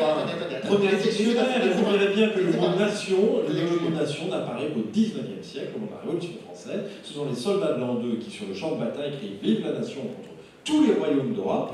À l'époque de Jeanne d'Arc, au XVe siècle, d'accord, il n'y a pas de nation, il n'y a pas de citoyens, d'accord. Ce sont des gens qui sont des sujets d'un roi. Il n'y a pas de sentiment d'appartenance nationale, mais pas du tout, ça n'existe pas. Et pour votre information, et parfaite information, sachez que le roi d'Angleterre, c'est un Plantagenet, donc un Français. Le duc de Bourgogne, il est de la même famille que Charles VII. Tout ça, ce sont des gens qui sont liés par des liens de sang, de mariage, d'héritage. Ce sont des territoires qui s'échangent, il n'y a pas de nation, ça n'existe pas. Quand je parle de nation, je parle de l'apparition de Jeanne d'Arc fait naître véritablement ce sentiment d'appartenance. Et la nation, vous me le disiez, mais non, ce n'est pas une interprétation, enfin, vous me le disiez en off, mon père, tout à l'heure, la nation, c'est quand même une unité. Père de Martine. Non mais là, M. Genberger, vous avez réalisé un casting exceptionnel. On a quand même là un metteur en scène d'avant-garde qui va nous monter le Titanic et à la fin le paquebot ne coule pas. Ensuite, nous avons un historien. D'ailleurs, je me demande comment on peut être historien avec un doctorat en droit public. C'est pas la L'histoire des idées politiques, vous connaissez peut-être ce sujet. On n'est pas là pour se montrer les diplômes. Et ensuite, je trouve qu'il, d'un coup de pub, comme ça, il balaye 1000 ans de Ray Capétien. Non, pas 1000 ans, 850 ans. Oui, mais bon. Ne fais pas les chiffres. L'idée de nation, elle existe déjà depuis très longtemps, depuis 498. Le baptême de Clovis, ça commence là. Vous ratissez. Et là où la France commence à exister, c'est une fraternité. On ne voit pas les Gaulois tant. C'est une métaphysique, c'est un destin. Destin, voilà. Et il ne faut pas oublier que les républicains, quand même, ils n'ont pas trop à se glorifier du fait que 230 ans après la Révolution, on n'est plus capable de vivre ensemble. Bravo pour le bilan. Bravo, les monarchistes, on va rétablir le droit de cuissage. Mais sous la Sainte Inquisition, c'est vrai qu'on vivait mieux ensemble. Pour ce qui est de la liberté d'expression, je vous ferai remarquer que ce n'est pas Louis XVI qui a créé l'ARCOM. Ça ira.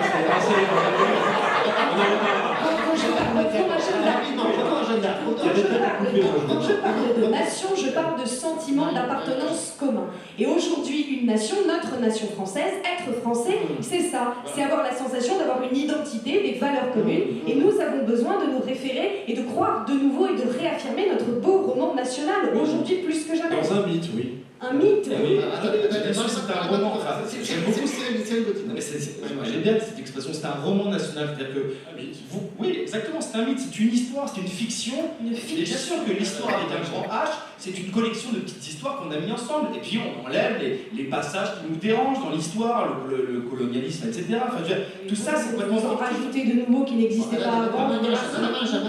Moi, je pense qu'il faut écrire des nouvelles histoires qu'on a besoin.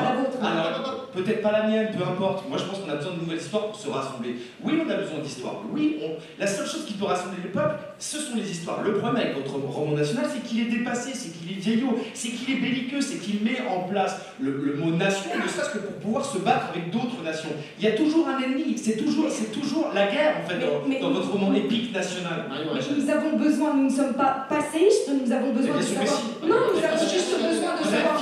Nous ne sommes pas figés, peut-être que vous êtes figés, mais nous avons besoin de savoir qui nous sommes, d'avoir connaissance de nos racines et de nos cultures communes pour savoir où nous allons. Tout ça, ce sont des fictions. Mais ce n'est pas une fiction qu'être français. Mais bien sûr que si, Madame Le Guen, je veux dire, Prenez la frontière, une frontière, là vous avez la France, là vous avez l'Italie. Quand un lapin passe la frontière vers l'Italie, il se dit pas tiens, je vais aller manger une pizza. Je veux dire, c'est que les frontières, elles sont complètement. C'est une création de l'homme. Et il n'y a que l'homme qui y croit. La nature se fout bien des frontières. C'est bien pour ça que ce sont des fictions. Mais il n'y a pas de frontières, il n'y a pas de fraternité aujourd'hui sans frontières. Et nous ne pouvons pas être frères avec celui qui veut notre mort. Et sur votre carte nationale d'identité, monsieur Cottineau, il y a marqué quoi à identité nationale? Il y a marqué lapin? Non, il y a écrit. Alors il y a marqué quoi? Eh bien, c'est une réalité charnelle. Mais non, c'est une réalité charnelle, c'est la réalité d'une culture, d'une histoire, d'une langue, de valeurs. Donc aujourd'hui, nous sommes, en tant qu'héritiers, les protecteurs. Et nous devons nous raccrocher à cette notion parce que nous sommes véritablement en train de devoir nous battre pour sauver notre nation. On n'a pas besoin de se battre. Mais bien sûr que si, nous avons besoin de réussite, nous avons besoin de héros. Nous avons besoin de figures auxquelles nous rapprocher pour ne pas disparaître. C'est une manipulation, on a besoin de cette espèce de héros sacrificiels, de personnages historiques comme les Gaulois, etc. Simplement pour manipuler les gens. Faites confiance aux gens. Les gens ont plus besoin des héros. On fait confiance à des gens comme vous et résultat, nous sommes en guerre. On est en guerre. Oui, nous sommes en guerre aujourd'hui parce que vous avez fait rentrer l'ennemi chez nous. Oui, c'est des gens comme vous, à cause de votre silence, de votre complicité et de votre lâcheté politique qui a fait rentrer des gens, l'ennemi chez nous. Aujourd'hui, notre nation est amenée à disparaître. Notre nation, tout ce qui fonde l'unité nationale, les piliers de notre société sont en train de se déliter, de disparaître. Notre culture disparaît au profit du diktat, du multiculturalisme. La multiculture, madame. Oh, la multiculture, mais pas votre multiculture à vous, tout disparaît avec votre déconstruction perpétuelle. Vous rasez l'histoire de France, littéralement. On déboulonne les statues, on fait disparaître le français, notre belle France, notre belle langue française disparaît. On la bâtardise au quotidien. Rendez-vous compte que dans le hymne, cette année, on a fait rentrer quoi? L'arabe. Qu'est-ce qu'on a fait? Sortez et voyez dans le cloître des cadres à côté, on a construit une mosquée, c'est ça, c'est pas la preuve du grand remplacement. Mais tout disparaît, notre culture, notre religion disparaît, notre religion traditionnelle, historique disparaît. On rentre aujourd'hui dans une église comme dans un supermarché, il n'y a plus de rapport au sacré et tout ça. Pourquoi?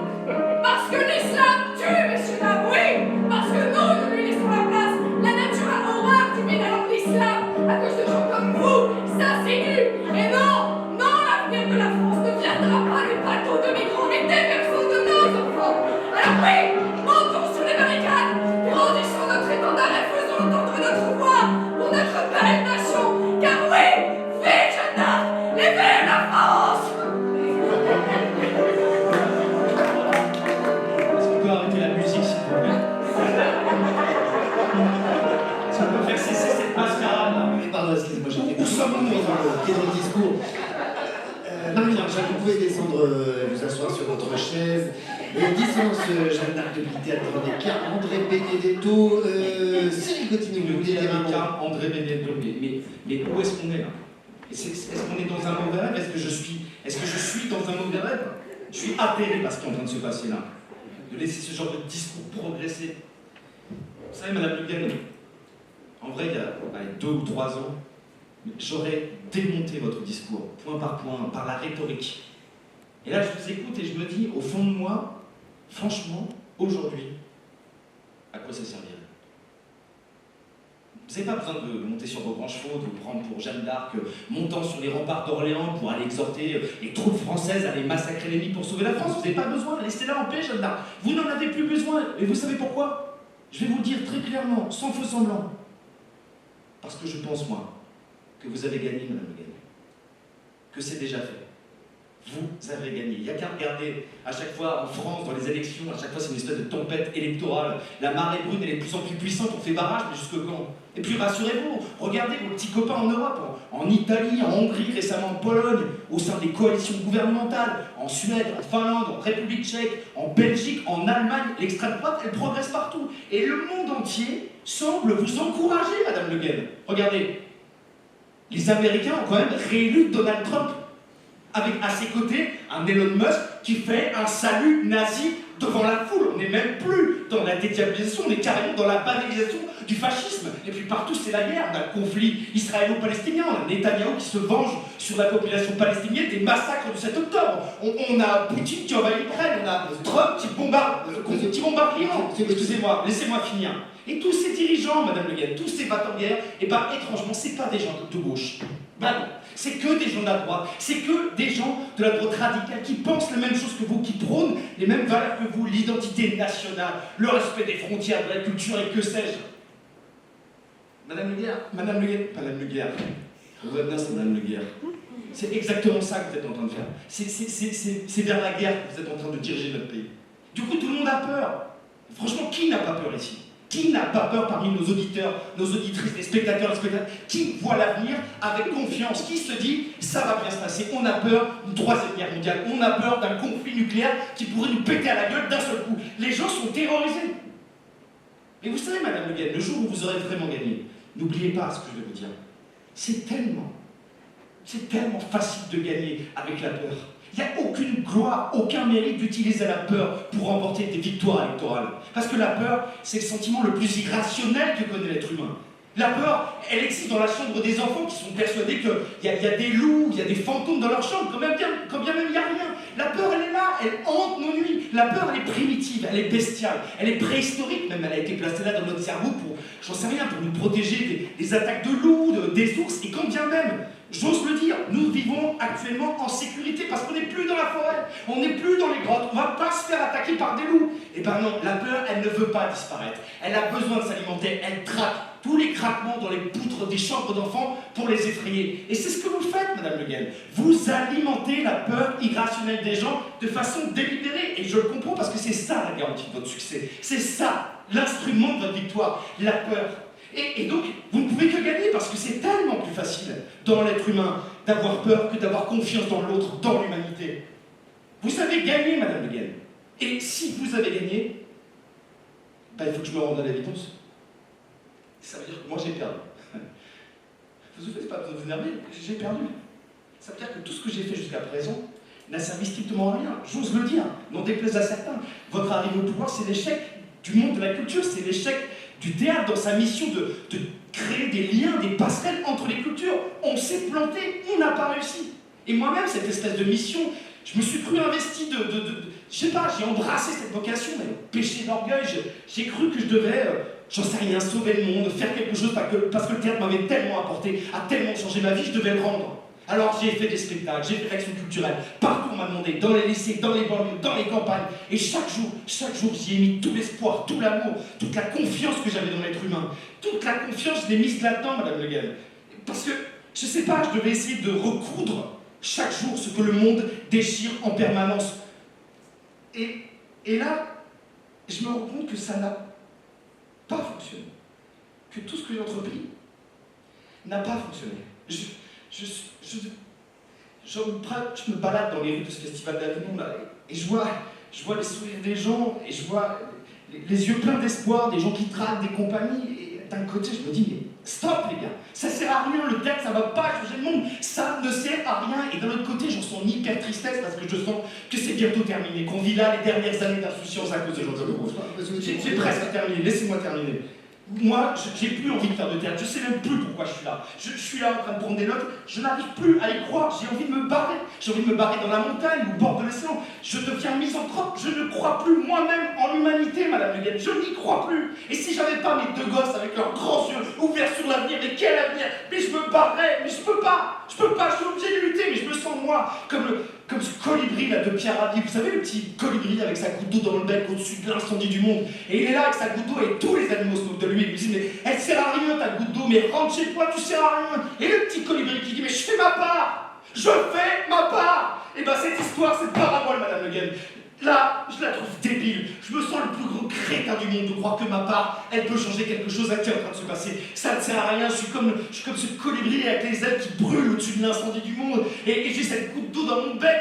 Et plutôt que de la lâcher sur l'incendie, que ça ne servira à rien, j'ai juste envie de faire comme tout le monde, de la laisser couler mon gosier pour ne pas crever. Je me sens comme cette jeune fille de 19 ans, attachée sur un poteau, sur la place publique, devant la foule, et elle regarde la foule, et et la foule la regarde. Et elle sent dans son cœur, elle a de l'espoir, elle a la foi dans l'humain. Elle regarde la foule et elle sent que ça ne va pas se passer, que personne ne va laisser faire ça, que la foule entière va se lever. On ne brûle pas une jeune fille de 19 ans vive.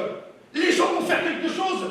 Et puis les flammes commencent à lécher ses chevilles et elle sent que ça commence à la brûler. Elle sent les fumées toxiques remplir ses poumons et elle comprend. Dans son désespoir, elle comprend que tout son élan, tout ce qu'elle essaie de faire n'a servi strictement à rien. Elle comprend que personne ne va bouger. Et ces larmes ridicules ne peuvent pas éteindre les flammes qui sont déjà en train de bouffer ses entrailles. Moi, dans mon corps d'homme, Madame Le Guen, je ressens l'âme de Jeanne d'Arc, c'est-à-dire ses doutes, ses élans, ses espoirs et à la fin son immense peur. Je ressens l'âme de tous les colibris qui brûlent au-dessus de l'incendie du monde. Je ressens l'âme de l'humanité entière qui désespère à cause de gens comme vous, Madame Le Guen, à cause de gens comme vous qui allumez les incendies, à cause de gens comme vous qui avez brûlé Jeanne d'Arc parce que vous êtes des conservateurs, parce que vous êtes des traditionnalistes, parce que vous êtes des gens violents et que vous avez brûlé Jeanne d'Arc parce que juste à vous représenter l'espoir de quelque chose de nouveau. Je vous laisse à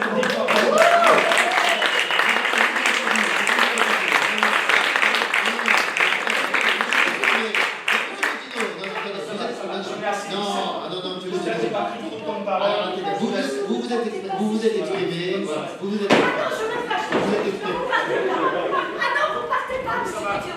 Mais enfin, monsieur Gauthier, on n'abandonne pas le match parce qu'on doute, parce que, oui, le match, le combat de l'amour, on ne l'abandonne pas parce qu'on est fatigué et parce qu'on doute. Vous traversez la nuit du doute, monsieur Gauthier. C'est sublime, c'est beau. Vous croyez que quoi, monsieur Gauthier? Tout le monde doute. Je doute. Jeanne d'Arc, seule dans son cachot, humiliée contre tous, elle a douté, mais elle s'est remise, elle est remontée petit à petit. On n'abandonne pas, je vous le redis, le combat de l'amour, parce que c'est l'amour qui est vainqueur. La haine divise, monsieur Gauthier. Vous pensez trop, hein? Là, écoutez-moi, je le sens, tout est perdu, vous êtes désespéré. Convertissez-vous. Non, mais quoi, stop? Se convertir, ça veut dire changer de mentalité. On aura fermé les théâtres. Rassurez-vous, il ne restera des églises pour vous rassembler. Mais je parle pas d'église, je parle d'amour. Se convertir, ça veut dire changer de mentalité et se mettre en état d'amour, monsieur Gautineau. Dieu se cache, il vous tend la main et personne ne le cherche. Dissonance, Jeanne d'Arc, toujours duplex, du André Benedetto. Et monsieur Gautineau m'avait prévenu en antenne, il était attendu dans le festival IN pour assister au spectacle de Thiago Rodriguez, ce qui explique effectivement qu'il ait dû quitter le plateau. La vérité, c'est qu'il l'a bien dans le cul, au qui se demande. Et moi, chez toi, Gautineau, tu sais pas rien, Gautineau. C'est tentant d'aller prendre l'air, quand même. Ah, allez-y, prenez l'air, mademoiselle. Suivez-le, de toute façon, vous serez dans la prochaine charrette, alors prenez de l'avance. Waouh.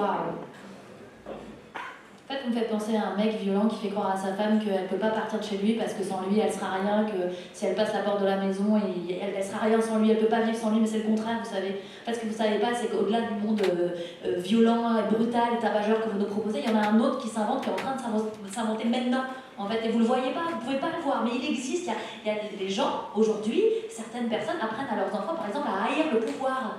Ça, c'est pas bon, hein, pour vous. Hein. Il y a des parents qui apprennent à leurs petits garçons à jouer aux infirmiers, à prendre soin des autres, parce qu'en fait, c'est ça le truc. Ça me fait mal, mais vous avez besoin de moi et j'ai besoin de vous. On est interdépendants. C'est Louise Michel qui dit une très belle phrase là-dessus. Elle dit que tout va ensemble, de l'oiseau dont on écrase la couvée jusqu'au nid humain décimé par la guerre, tout va ensemble. Donc moi, je vais rester bien assise à côté de vous et je vais juste attendre que vous ayez compris. Ben, ça tombe bien parce que moi aussi je vais rester bien assise à côté de vous à attendre que vous ayez. Bon, c'est ça, restez bien assise autour de la table de dissonance, Jeanne d'Arc. On continue avec l'amour maintenant. Place à l'amour. Place à l'amour avec vous, Claude Chahine. Je le rappelle, votre livre qui sortira en septembre.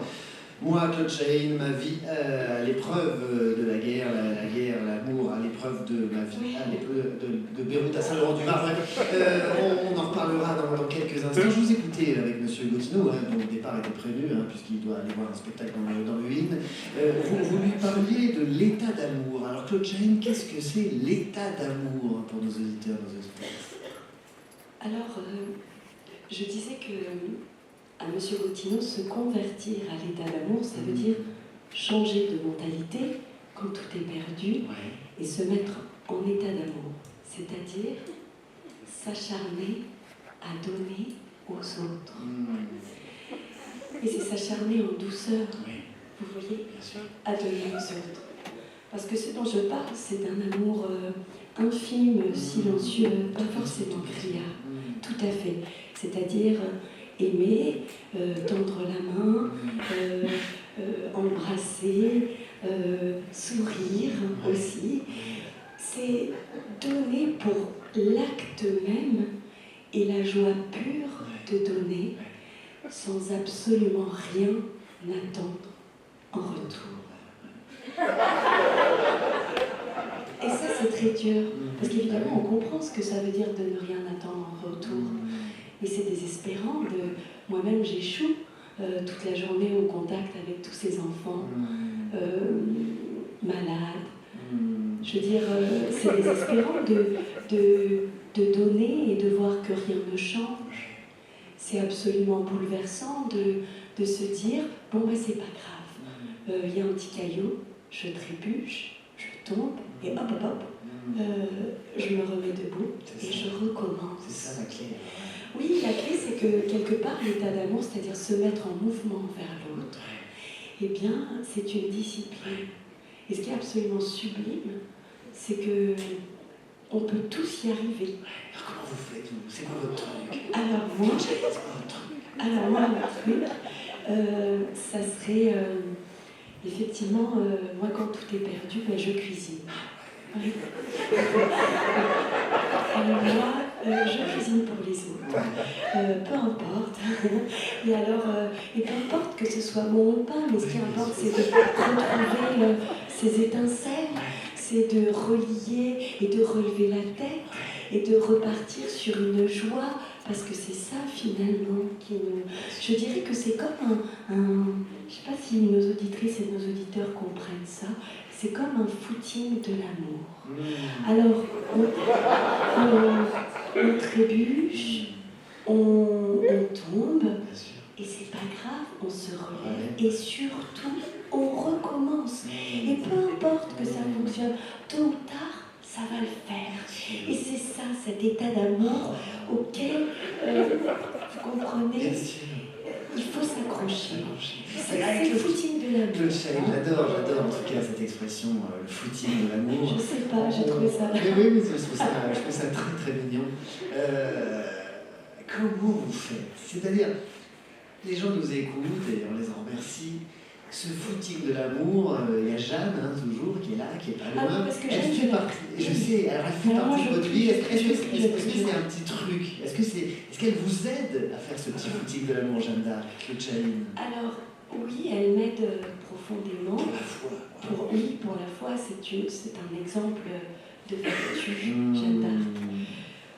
Alors, on parlait en off de la foi, et c'est vrai que je dirais à nos auditrices et nos auditeurs, c'est très difficile de parler de la foi, parce que c'est tellement immense et minuscule.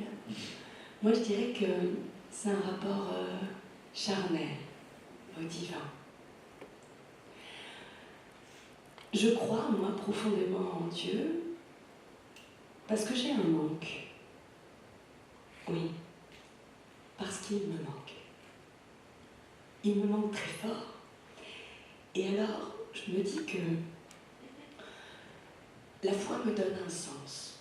C'est quand même un non-sens de voir des enfants mourir. C'est quand même un non-sens de perdre un enfant. Alors moi, la foi, ça me permet de donner du sens et de me dire que peut-être, au-dessus de nous, très certainement, il doit y avoir quelqu'un qui sait. Il doit savoir. Là, au moins, je ne sais pas. Vous voyez? Je dirais aussi que, je ne sais pas si les auditrices et les auditeurs se reconnaissent, mais c'est aussi une humilité pour moi, la foi. Pardon, je vous en prie. La foi, c'est une humilité parce que, encore une fois, ça peut paraître très mièvre et certains souvent disent que j'ai des bons sentiments, mais c'est pas grave, parce que pour moi, c'est essentiel. Alors je le dis et j'ose le dire. La vie est un miracle, non? C'est miraculeux d'être en vie, non? Alors, Et ben moi je me dis que c'est Dieu, ça peut être qu'une œuvre de Dieu, enfin appelons-le comme on veut, certains peuvent l'appeler l'amour, peu importe, mais qu'il y a autre chose au-dessus de nous. Voilà. Et puis moi, je me sens aimée, quoi. Je sais pas comment vous dire. Il y a quelque chose de l'ordre de la générosité avec la foi. Ça suffit. Ça suffit pas. Peut-être. Allez, un dernier mot. Je dirais ça à Monsieur Gainsbourg, je dirais ça à nos auditeurs et nos auditrices avec toute l'humilité du monde, et je me raccroche très fort à Jeanne d'Arc. C'est que, quoi que nous fassions dans la vie, en tous les cas, quoi que vous fassiez, je vous dis ça, eh ben, aimez.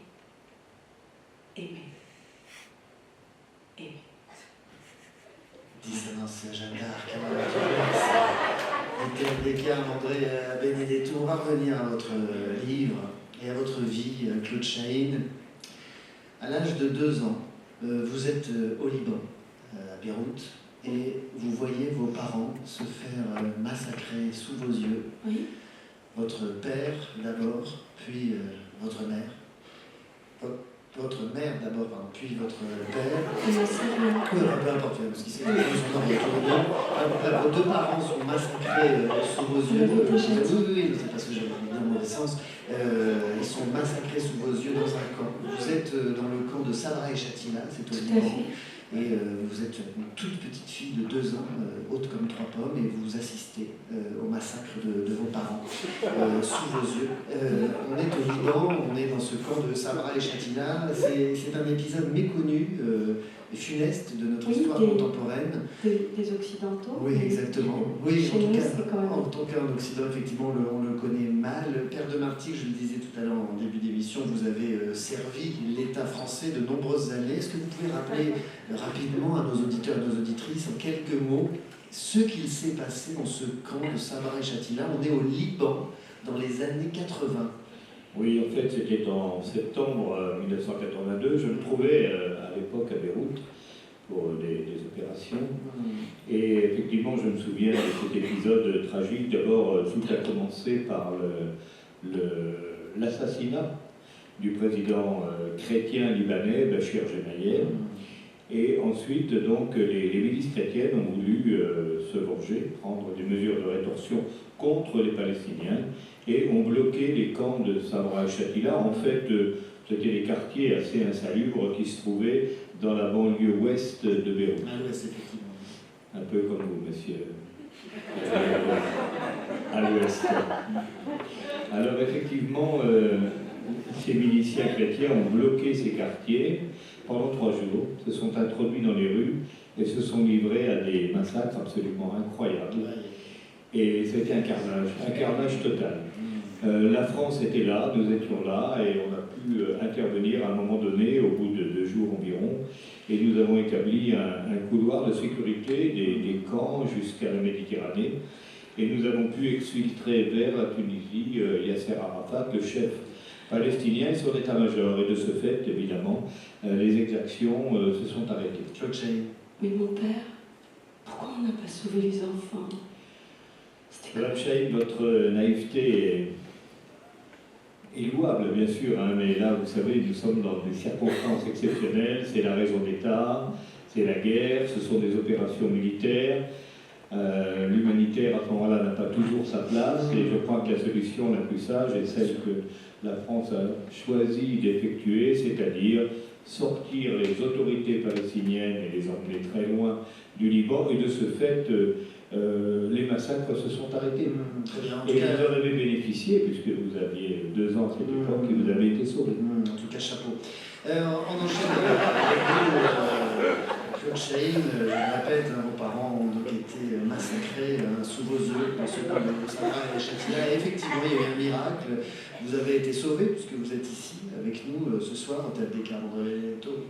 Et un militaire canadien vous a pris sur ses épaules, littéralement, vous a emmené chez lui, à Montréal, au Canada, et vous avez grandi dans ce pays merveilleux. Cette ville merveilleuse s'ouvre alors dans le roman et dans votre vie, les belles pages de votre vie. Une famille joyeuse et plutôt aisée, les week-ends à la campagne, il y a des pages merveilleuses où vous jouez avec un écureuil en lui jetant des noisettes. Enfin, moi je trouve ça assez assez ravissant. J'ai écrit 2 lignes. C'est 2 livres, mais je sais que j'adore les écureuils, alors c'est vrai que j'en ai un peu peut-être rajouté. Les balades sur le dos de comment ça s'appelle avec les caribous, oui, voilà, les caribous. Bref, les années merveilleuses, seulement le malheur va venir retaper à votre porte, puisque le 24 décembre, alors que vous n'avez que 13 ans, votre père, peu avant le repas du réveillon, prétexte qu'il n'y a plus de lait dans le frigidaire pour aller en acheter, et votre père ne reviendra jamais. Vous revoilà abandonné à nouveau, alors que vos parents ont été massacrés dans ce camp de sauvage. Vous vous retrouvez en face à face avec votre mère d'amour. Hein, c'est une mère, c'est une sœur, c'est une amie, c'est une confidente. C'est un grand cœur pour vous. Et malheureusement, un jour, alors que vous revenez de l'école, elle vous annonce, cette mère adorée, elle vous annonce qu'elle est malade. Qu'elle est très très malade, puisqu'elle souffre d'un cancer du pancréas au stade 4.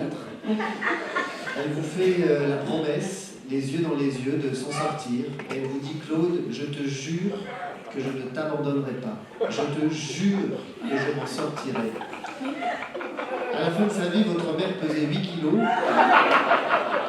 Un jour, alors que vous revenez de l'école, elle était tendue sur le sol de la cuisine, couverte de sirop d'érable.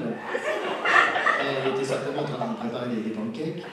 Et cette mère qui avait fait une promesse, la promesse de rester en vie, a finalement échoué. On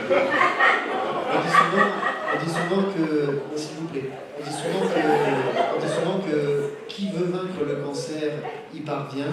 Le psychologique a une part très importante dans cette maladie, donc elle n'avait peut-être pas tellement envie de rester, ça c'est aussi des projections.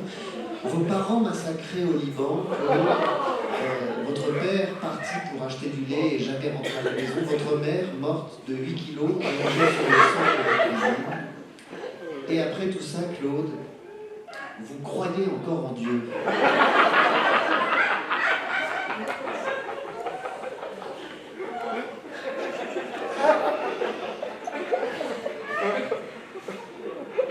Mais oui. Bien sûr. Vous avez tellement donné, on a trop donné d'en avoir envie. J'ai oublié les cris et les cœurs et les merci comme le chantait Johnny Hallyday.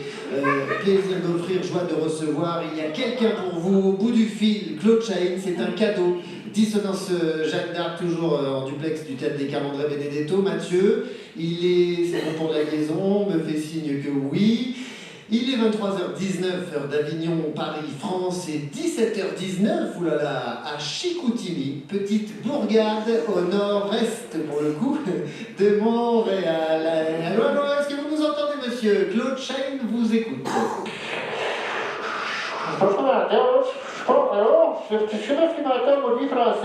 On vous entend, monsieur, on vous entend, mais c'est un peu brouillé. On va rétablir la liaison. Monsieur, est-ce que vous nous entendez? Claude Chahin vous écoute. Allô? Oui, bonjour. Est-ce que tu m'entends? Allô? Est-ce que tu m'entends? Allô? Oui. Allô? Allô, oui.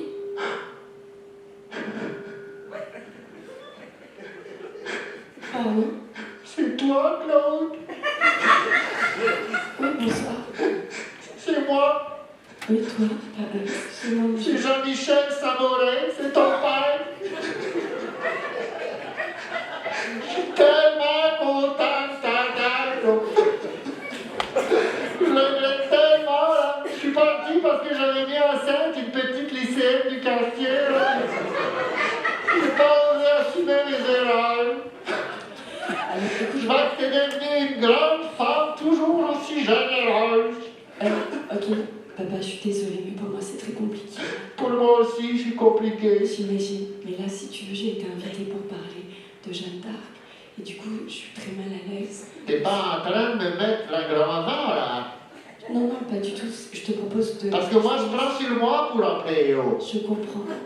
J'aurais bien fait plus de générosité, là. J'entends. Pour faire des grands discours à la radio, il y a du monde, mais pour faire un gros poutou à son père, il n'y a personne, hein. Mais je suis prête à le faire. C'est les cordonniers les plus mal chaussés avec toi, hein.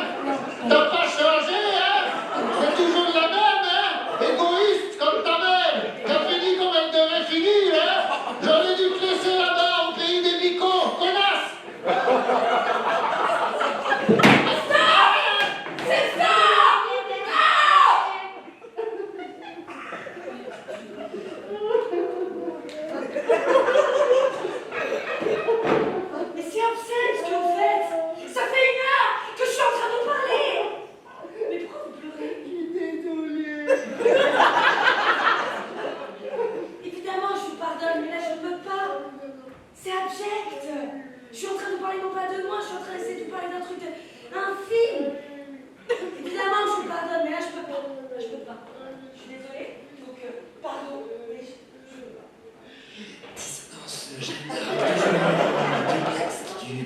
Camandré Benedetto. Et Claude Chain nous avait prévenu, elle était attendue dans le ring pour assister à la nouvelle création de Thiago Rodriguez, le grand directeur du festival Thiago Rodriguez du Brésil. On va tourner une petite page de publicité et on se retrouve dans une seconde. À tout de suite. Pourquoi créons-nous des barbecues? Pour faire partie de votre vie, de toute votre vie. Pour griller tout ce que vous aimez, comme vous l'aimez. Le Genesis 2 est équipé du GS4, le nouveau système de grillade haute performance Weber. Pourquoi faisons-nous des barbecues? Pour partager notre vie avec ceux que nous aimons. Weber, pour la vie. Le nouveau Genesis 2 est à découvrir chez votre revendeur Weber le plus proche. Dissonance Jeanne d'Arc, toujours ici, Théâtre des Camandré Benedetto. Il est 23h23, nous sommes pile poil à la moitié de notre émission. On a encore de nombreuses matières à découvrir. On a beaucoup parlé avec vous, Frédéric Julien Ray, et revenons à l'histoire de ce dauphin acculé. Où est-ce qu'il a été le plus compliqué pour lui de se faire acculer, Frédéric Julien Ray? Une seconde de plus, cette émission c'est un piège. Plus rien à voir avec quelque chose de sérieux. Moi, j'ai préparé des matières pendant des heures. Je suis obligé de me fader ça. Alors, franchement, c'est minable. Et moi, je rentre. Allez, bonsoir. Débrouillez-vous avec vous.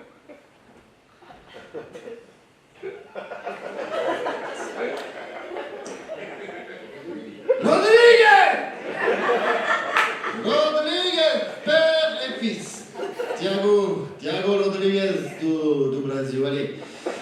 Allez, voyageons un peu avec la musique qui adoucit les mœurs, chers amis, toujours ici en direct. Et laissons-nous charmer par le toucher de Francesco Balocco, ce pianiste franco-italien, sponsorisé par la Spedidam, qui a créé et composé son album à Milan en novembre 2024. Il a composé son album au piano, solo, entièrement nu, les pieds posés, nus, baignant dans un bain de mozzarella di bufala, ce qui donne à son album une odeur forte, une odeur de fromage d'ailleurs, c'est assez étonnant. Je vous laisse découvrir cet artiste hors du commun. Son album s'appelle Il pomodoro della puttanesca di San Pellegrino e il caffè ristretto per tutti e il parmigiano della Madonna che Ventimiglia, il Sanremo, ma che vaffanculo tutti per la donna. Un titre certes à rallonge, mais qui plaira certainement à nos amis de la DRAC. Je vous laisse avec Francesco Balocco. A tout de suite.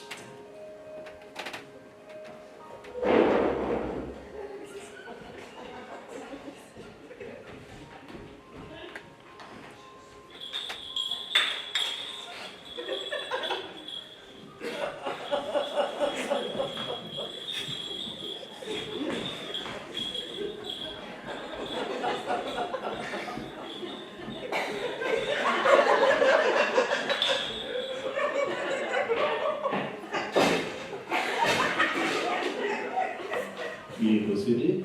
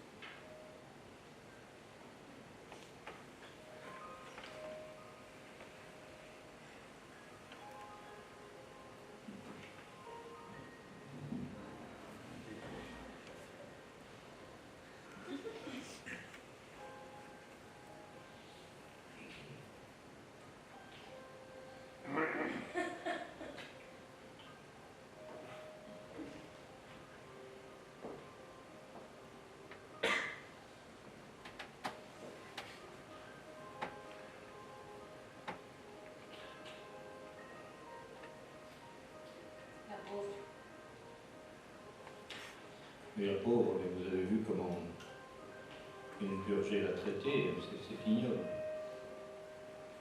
Vous parlez de Claude Jane? Bien sûr, c'est elle qui est sortie. Moi, je parle de Jeanne. De Jeanne. De Jeanne d'Arc. J'avais fini par oublier qu'on était là pour ça. Avec tout ce qui s'est passé.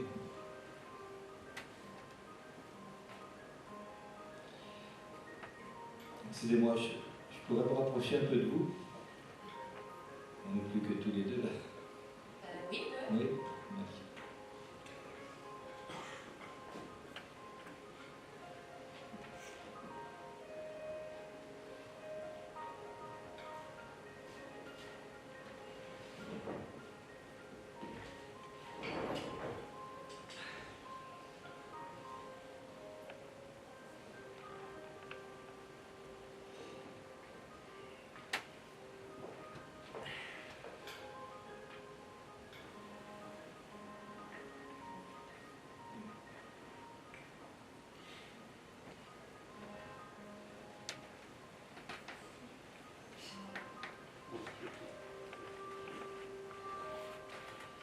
Excusez-moi, vous portez là, au-dessus du sein gauche, une sorte d'insigne. Un pins. Un pins, voilà. Et qu'est-ce que ça représente? C'est une chatte.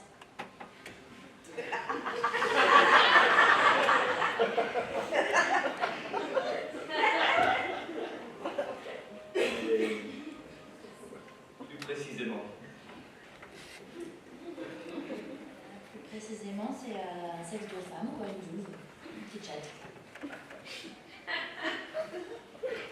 Et vous portez ça comme ça Ah ouais, c'est mon étendard, le petit drapeau. J'étais dans l'armée, on avait des étendards et des drapeaux aussi. C'était des mémoires, oui. C'est curieux. C'était inattendu en tout cas. Et vous?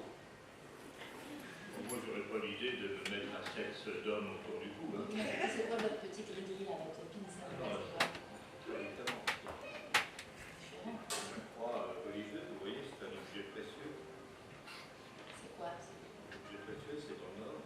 Ouais. C'est qui? C'est Jésus? Alors, faire une croix, trouver Jésus, c'est pas. Non, mais il n'y a pas que Jésus. C'est assez. Il y a Jésus et des. Ouais. Oui, il y a les quatre, évangélistes. Un objet très précieux, auquel je tiens beaucoup. Elle est très belle.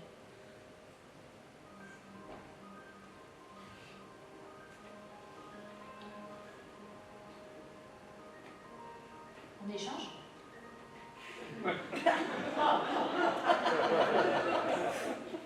Ah, écoutez, je crois que ça ne va pas être possible. Hein. Pourquoi? D'abord parce que ce ne sont pas les objets de même nature.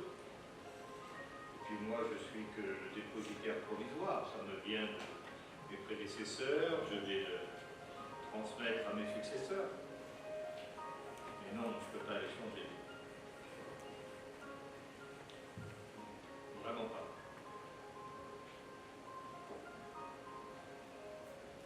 Je vous la donne. C'est la première fois qu'une femme m'offre sa chatte avec une telle générosité. Mais ça me touche beaucoup. Mais c'est avec plaisir. Je vous la mets là. Et vous pouvez la prendre à une condition. Je me disais aussi. Ouais. C'est que vous répondiez à une question mais de façon hyper sincère. Oui, bien sûr, oui. Vraiment? Vraiment.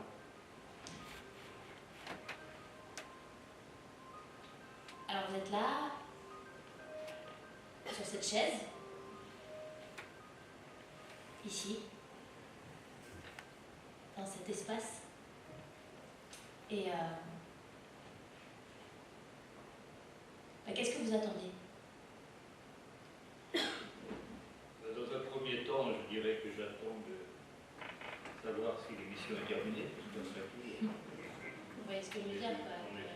On arrive ici, on sait que ça va pas durer longtemps, qu'on va finir par mourir, qu'entre-temps il se passe des trucs, des hauts, des bas. Qu'est-ce que vous attendez de cette chose-là, de ce truc-là, étrange? Qu'est-ce que vous en attendez? Et là, vous allez plus loin quand même, parce que vous venez de décrire là, ça s'appelle la vie en fait. En réalité, j'attends rien. Mais vraiment rien.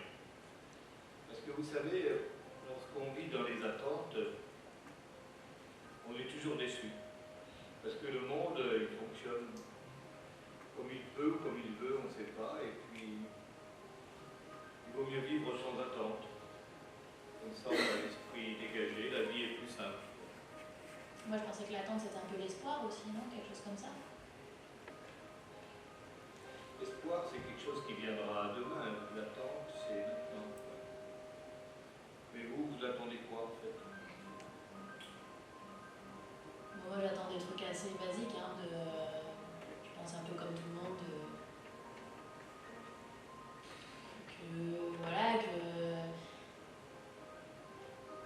que les choses que j'ai mis en place fonctionnent, même pas que ma BD elle marche,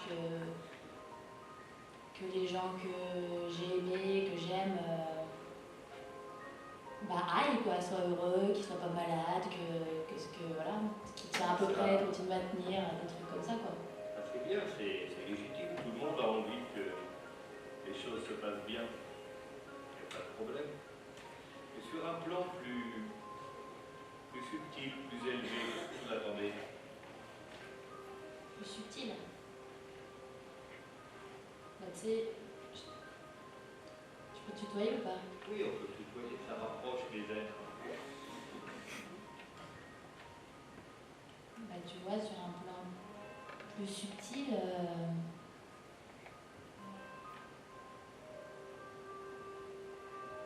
sais pas trop.